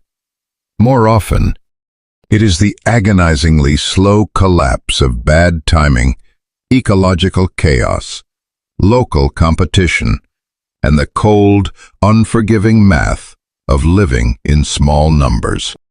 Climate is the invisible hand driving that math everywhere. The Pleistocene is not a calm, stable theater where human groups can settle into a permanent groove. It is a restless, pulsating world. Glaciers grind forward and retreat. Global temperatures swing wildly. Rain belts shift, dragging the vegetation with them. Forests pull back. Rivers change their courses. Land bridges rise from the sea, and coastlines vanish under the rising tide. A population might survive for tens of thousands of years, perfectly tuned to the rhythm of a specific valley, only to have that rhythm completely shattered by the next great swing in temperature. The hunting grounds shrink. The familiar herds migrate or die off. The fallback plants fail to bloom. Corridors of travel slam shut, locking groups behind impassable barriers. Safe havens hold out for a while, but not forever. A lineage can be brilliantly adapted to its world and still stumble into the abyss when that world changes faster than its behavior, its birth rates, or its legs can keep up. This is incredibly dangerous for human populations living out on the ragged edges of an ecosystem. A lineage scattered across freezing steppes, high mountain passes, or fragmented woods might look massive on a map, but in reality, they are incredibly fragile. A wide territory doesn't guarantee safety. If the groups get cut off from one another by expanding deserts or advancing ice, their social lifelines snap. The breeding pools shrink. Genetic diversity plummets. A brilliant new tool invented in one valley has no way to reach the next. A brutal string of winters can wipe out pocket after pocket, with no neighboring troop left to rush in and fill the void. The dirt is stingy with its secrets, but everything we see in the ancient climate data, the archaeology, and the DNA suggests that many extinct human groups were not massive, sprawling civilizations immune to the whims of the earth. They were tiny, vulnerable bands, living right on the razor's edge of survival. And small populations suffer from dangers that large populations simply absorb. A few miscarriages matter more. A broken leg matters more. Losing your best hunter, your best toolmaker, or your oldest memory keeper can deal a fatal blow to the entire troop. Disease hits harder. Blind, stupid luck carries a terrifying weight. This is one of the least cinematic but most vital truths about extinction. A lineage doesn't always vanish because it was beaten in a glorious battle by a superior rival. Sometimes it just fades away because its numbers drop so low that an ordinary streak of bad luck becomes a death sentence. A sudden flood, a brutal winter, the collapse of a local herd, a new parasite, a season of infant mortality. Suddenly, a group slips past the point of no return, crossing the invisible line between fragile survival and irreversible collapse. Evolution is full of grand, sweeping designs, but it is also ruled by brutal arithmetic. The Neanderthals are the most famous tragedy here, because their end happened so close to our own beginning that it feels deeply personal. They survived for hundreds of thousands of years across Western Eurasia. They endured repeated, crushing swings in the Ice Age climate. They hunted massive, dangerous game. They crafted exquisite tools, mastered the hearth, cared for their broken and their dead, and adapted to freezing, hostile worlds that would have easily broken a lesser ape. Nothing about the Neanderthals suggests a species doomed to fail. And yet, they vanish as a distinct population shortly after modern humans begin to bleed into their territories. For generations, we loved to explain this with a swift, arrogant verdict. We told ourselves that modern humans were just smarter, faster, more innovative, more social, and simply swept the lumbering brutes off the map. It's a clean story. It is also far too clean. Scientists are still fighting over the exact cocktail of their demise, but the evidence points to a much more layered tragedy. The Neanderthals were likely already bleeding from repeated climatic trauma. Their habitats were shifting. Their populations were likely incredibly sparse, stretched thin across vast distances with weak connections between groups. And then, right at their most vulnerable, They faced the incoming demographic wave of Homo sapiens. And as we know, they didn't just fight, they mixed. Which means their erasure wasn't an absolute slaughter. Their disappearance as a unique physical branch likely involved a messy combination of death, displacement, and being slowly swallowed up by a larger gene pool. The Denisovans are even more haunting, which makes their end harder to trace, and perhaps even more profound. They seem to have been widespread enough to leave genetic ghosts in multiple modern populations. They lived in environments ranging from the freezing caves of Siberia to the breathless heights of Tibet, and likely deep into the humid south. Yet their physical bones are so rare, their faces so invisible, that trying to chart their downfall is like trying to reconstruct a dying fire from a few scattered ashes. Did different Denisovan populations blink out at different times? Were some simply absorbed by the expanding wave of modern humans? Did the violently swinging climate shatter their territories until the isolated pockets finally starved? The evidence is maddeningly incomplete, but their ghost story fits the same grand, unforgiving pattern. Even a lineage capable of brilliant regional adaptation cannot survive forever if its numbers are thin, its home is unstable, and its borders are suddenly flooded by a new kind of human, operating under a completely different set of demographic rules. Competition matters here, but not always in the bloody cinematic sense of a spear point. One human group can completely erase another without ever swinging a club. A population with a slightly larger, more deeply connected social network can keep a steady flow of mates, materials, and survival tricks moving across hundreds of miles. A population with a slightly more flexible menu, or a slightly better buffer against starvation, can bounce back from a catastrophic drought faster than their neighbors. A group that uses complex symbolic communication might be able to coordinate their movements and their alliances over a much wider landscape. Even the tiniest, almost invisible advantages, compounded over thousands of generations, become an unstoppable force when two lineages are trying to survive in the exact same valley. You don't have to butcher your rivals to beat them. You just have to breed a little faster, eat a little wider, and hold your troop together while the other group slowly fractures into the dust. This is exactly why the explosion of modern humans across the globe could have been so devastating, without us needing to invent a myth of absolute, magical superiority. Homo sapiens probably didn't possess one single godlike trait that instantly condemned everyone else to death. Instead, it was likely a deadly, compounding cocktail.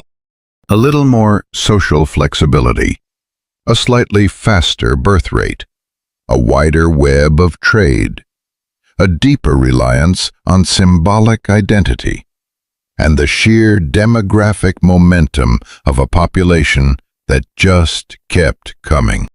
No single theory perfectly explains why our branch held on while the others snapped. But the dirt suggests a slow avalanche of compounding advantages rather than one glorious secret weapon. And then there is the terrifying reality of pure, historical bad luck. A lineage can survive 100 climate crises over 500,000 years, only to walk blindly into the ultimate perfect storm. A sudden, deep freeze hits exactly when the local herds collapse. A neighboring human population pushes into the valley. The safe haven shrinks. A new disease sweeps through the camp. The genetic diversity is already dangerously low. A few generations later, the branch, simply snaps. Extinction often looks incredibly sudden in the fossil record, but that is only because the record is mostly empty space. On the ground, in the lived experience of the creatures going through it, extinction was likely a slow, agonizing, regional fade. One valley goes quiet, then another. There was probably never a single, tragic, last Neanderthal, or a lonely, last Denisovan, standing on a cliff, waiting for the end. It was just a few scattered, desperate families, and then a few scattered children, whose descendants either perished in the cold or were quietly absorbed into the camps of the newcomers. And that absorption is vital. Human extinction is often incomplete. The physical bodies vanish, the unique culture dissolves, the local identity is erased. But the genes, the habits, or the hard-won survival tricks can live on inside the very people who replaced them. We already know this happened biologically, written directly into our DNA. But it almost certainly happened behaviorally too, in ways that are maddeningly difficult to prove. When two human groups collided, they didn't just swap genes. They likely swapped knowledge. A specific way to strike a stone, a brilliant hunting tactic for a local beast, a hidden path through a mountain pass, a new way to survive the freezing dark. These things do not fossilize neatly with a species label attached to them. They bleed across the borders. They linger in the world long after the people who invented them have turned to dust. And so, the disappearance of these other humans should never be viewed as a simple roster of failures. By any biological metric, many of these lineages were breathtakingly successful. Homo erectus walked the earth for an incomprehensible span of time. The Neanderthals conquered the brutal freezing edge of the habitable world. The Denisovans forged adaptations that are still keeping people alive today. Their quiet end does not erase the majesty of their run. In the grand theater of evolution, extinction is not a moral judgment. It is just the ordinary eventual fate of almost every branch on the tree, including the most magnificent ones. What is shocking is not that so many of them died. What is shocking is that one of them actually survived, carrying the splintered ghosts of the others inside it. And that leaves us with one final, deeply unsettling truth. The exact same forces that wiped our ancient cousins off the map are not strangers to us.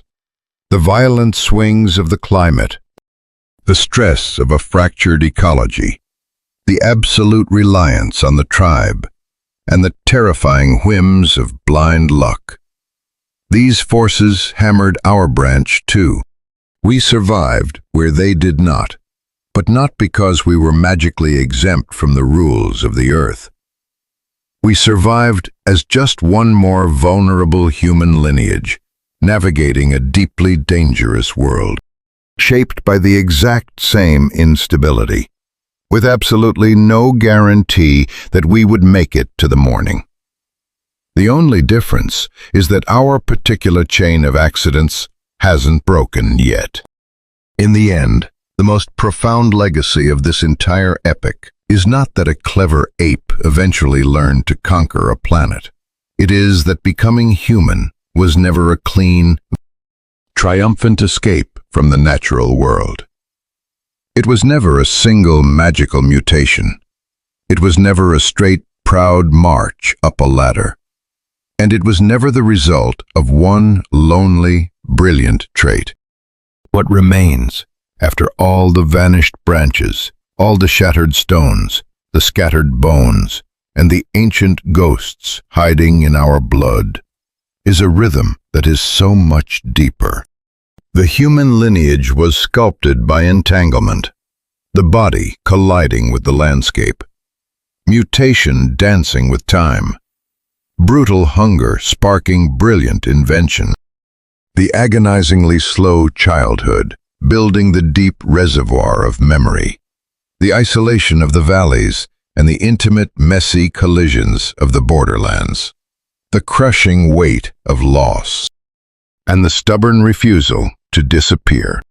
If there is one ultimate truth to be pulled from the dirt about how the ape became human, it is this: humanity was not born by running away from nature. It was born by remaining exposed to it. We stayed out there, in the unstable, terrifying margins, for so incredibly long that a lineage of primates slowly became addicted to adaptation. We survived by constantly altering not just our own bodies, but the very rules of the world we lived in. From the comfortable heights of the modern world, looking down at cities that glow through the night and machines that sail past the edge of the solar system, it is so seductively easy to believe that this was all meant to be, that the outcome was inevitable. But nothing in the deep, silent archives of the earth supports that comfort. For millions of years, the human lineage was a precarious, fragile gamble, just one branch among many, carrying the heavy, ancient architecture of the ape in every bone, fumbling awkwardly toward walking upright, freeing the hands, inch by inch, from the heavy labor of the trees, stretching out the childhood, deepening the memory, and striking stones just sharply enough to hold off starvation for one more day, widening the menu and capturing a fire that could vanish into the wind just as easily as it was caught. The lineage spreads, it shatters, it meets strangers in the dark. It is wiped off the map in 100 different places, and stubbornly holds the line in 100 others. Its success is real, but it is never, ever guaranteed. The path that leads to you was not a destiny fulfilled. It was a staggering, million-year contingency that simply refused to break. And what makes that contingency so beautiful is the way it compounded upon itself. Once the posture shifts, the hands wake up to a new reality. Once the hands change, the stone tools unlock the earth. Once the tools change the diet, the brutal energy budget of the body is rewritten. Once the energy shifts, the massive brain and the long childhood become biologically possible. Once childhood lengthens, learning deepens. Once learning deepens, culture bleeds completely into biology. Once the populations scatter across the globe, the diversity explodes. Once the strangers meet, the blood and the ideas tangle together. Once symbolic thought and social memory take hold, the species begins to build artificial environments that will dictate its own future. No single one of these shifts explains the whole, but together they form a chain reaction so overwhelmingly powerful that a lineage once clinging to the edge of a shrinking African woodland eventually becomes a creature that carries entire universes inside its mind. Yet through all of this breathtaking transformation, the ancient ghosts never leave us. Modern humans remain, in every fundamental sense, primates. The hand that types, that sculpts, that points, and that writes the code is still the heavily modified hand of a canopy climber. The eyes that stare into a glowing screen or gaze out across a concrete horizon are still the forward-facing eyes of an ape, engineered millions of years ago to judge the distance to the next branch and lock on to a target. The face that speaks 1,000 languages and hides 1,000 secrets is still running on the ancient social machinery of the troop, built to read the minds of others instantly, constantly, and desperately. The frantic need to belong, the hypersensitivity to social rank, the crushing physical pain of being excluded, the fierce, irrational devotion to the young, the automatic reflex to track the eyes and intentions of everyone in the room. These are not recent civilized upgrades bolted onto an animal chassis. They are the core of the animal itself, polished over oceans of time. Even the human mind, in its most dizzying, abstract brilliance, remains tethered to memory, to alliances, to mimicry, to terror, and to curiosity. All of it, a direct inheritance from the wild. This is exactly why the phrase accidental mutation feels simultaneously completely wrong and perfectly true. It is wrong because it violently compresses millions of years of agonizing survival into a single, cartoonish lightning strike. No lone typo in the DNA birthed the human soul. No solitary mistake explains the upright stride, the spark of the hearth, the weight of a word, or the birth of art. But it is profoundly true, because blind chance is woven into every single thread of the story. Mutations bubble up in the dark without a shred of foresight. The climate violently swings, utterly indifferent to the things living and dying beneath it. Populations are walled off by mountains and glaciers that no mind designed. Ancient cousins collide in a mountain pass simply because their drifting maps happen to overlap on a Tuesday.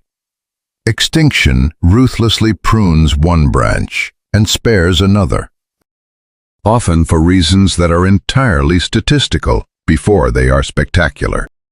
Human origins are not the result of a blueprint. They are the result of a history. And history is always, relentlessly, built on accidents.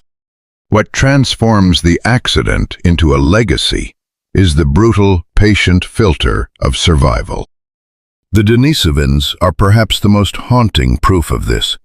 They linger in the story as one of the most unsettling presences in the human past, precisely because they prove how little evolution cares about leaving a visible monument. A microscopic splinter of a finger bone, a few heavy teeth, a faint chemical shadow in the freezing dirt, and a genetic ghost echoing in the blood of people alive today.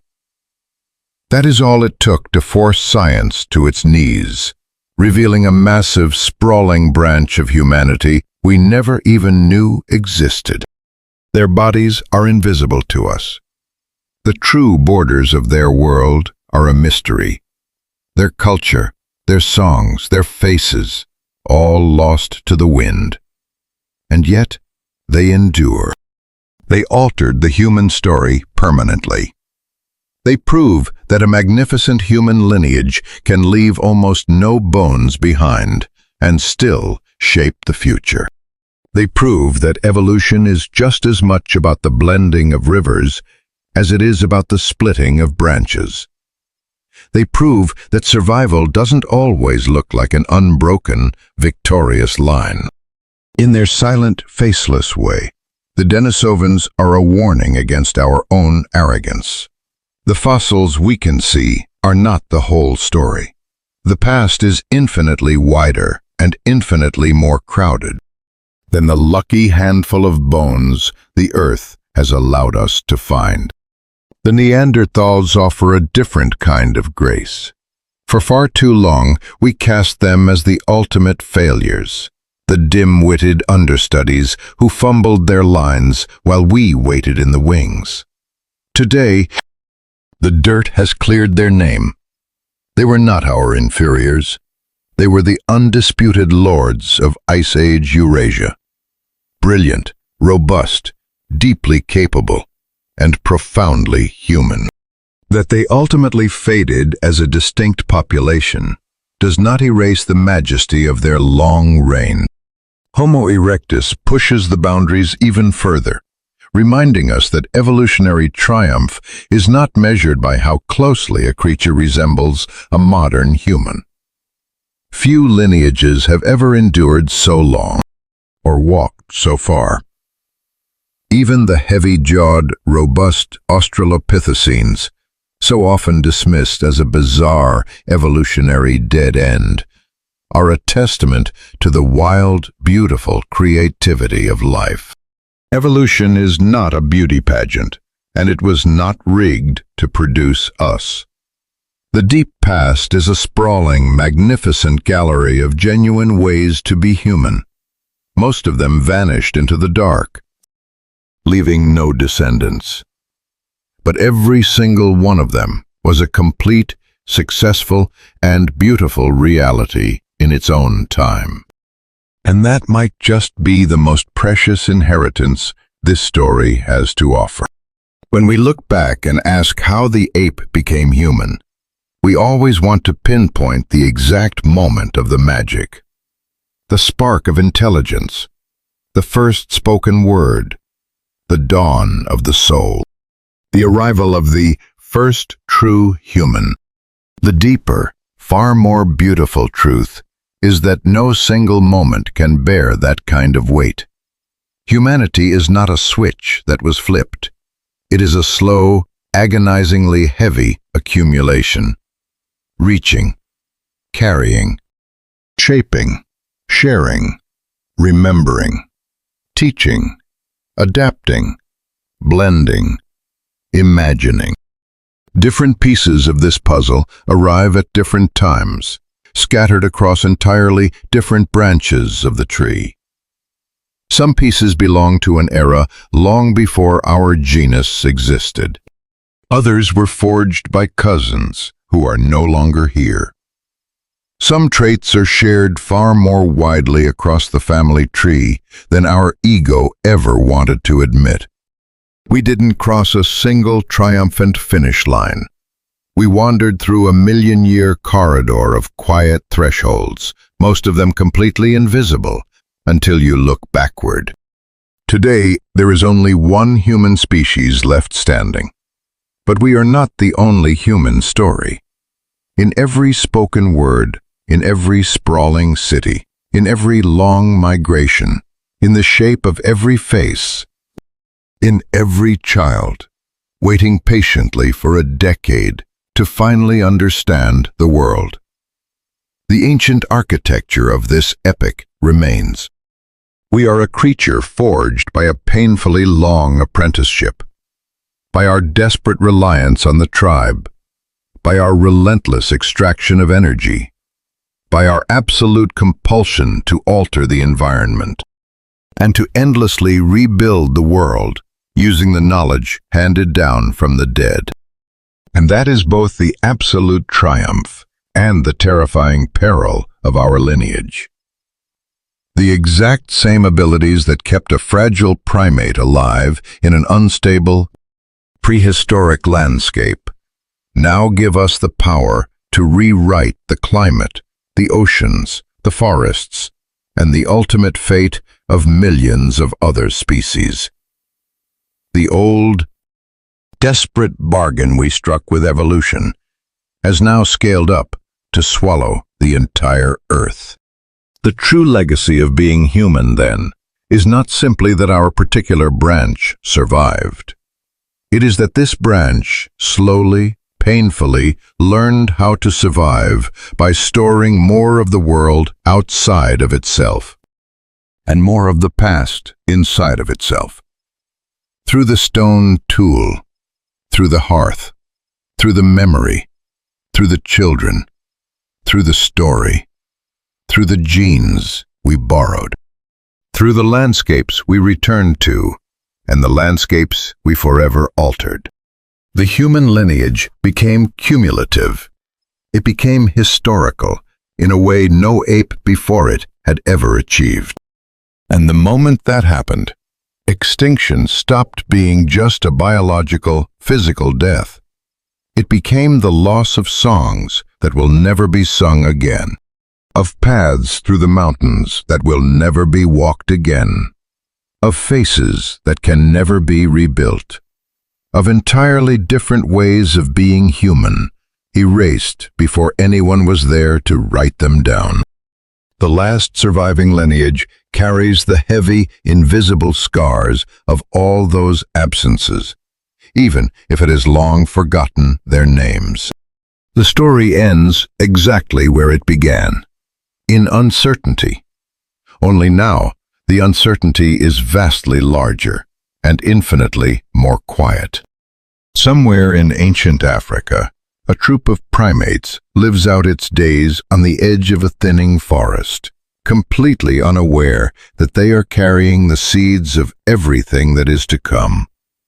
Much later, deep in freezing caves, out on the baking plains, high in the mountain passes, and huddled around campfires that have long since gone cold, other kinds of humans live out their own complete, beautiful realities, unaware that they too will eventually fade into the earth, leaving behind nothing but a few scattered shadows. Everything they left for us arrives in fragments. A footprint pressed into volcanic ash, a shattered jawbone encased in sediment, a handful of chipped stones resting in the dust, a single tooth lying in the dark of a cave, the faint ghostly pulse of DNA hiding in the blood of people who do not even know their names. And perhaps that is the most comforting truth this massive ancient epic can offer us. Humanity is not the opposite of erasure. It is simply our most beautiful, temporary rebellion against it. Bodies change. Branches snap. The climate violently swings. Species fade. And the memory of the earth is relentlessly, unapologetically incomplete. And yet, if only for a little while, to hold off the inevitable dark, one lineage learned how to carry its ruins forward. It carried the weight in its bones, in its habits, in its tools. In the children, it taught how to survive. In the ancient genes, it absorbed from the strangers in the cold. And in the stories it built to anchor the past just a little longer than a physical body ever could. The forest that shaped our first hesitant steps is gone. The freezing valleys where our cousins walked have melted into something unrecognizable. The ancient fires have all burned out. All that remains are the caves, silent, stone sanctuaries where the earth practices the art of patience. But the world of the living is heavy with the ghosts too. In every human face, the history of 1,000 ancestors is drawn. In every human hand, the memory of the branch, the stone, the marrow, and the spark is still waiting. Deep inside every long, lingering childhood is the ancient, exhausting labor of learning, the heavy tax of becoming the kind of creature that survives by remembering. And so, the final image of this story is not one of arrogant triumph. It is one of beautiful, heartbreaking fragility. It is what it has always been for millions of years, standing briefly against the crushing weight of time. The dark mouth of a cold cave looking out into the dusk. The wind blowing through the tall grass where footsteps have passed without leaving a permanent mark. A small flickering fire, somewhere out in the massive dark. Then the ash, then the earth, then the silence. And long after that silence, the strange, stubborn resilience of the descendants sitting under the stars, still wondering, still desperately trying to understand how on earth they ever made it here at all.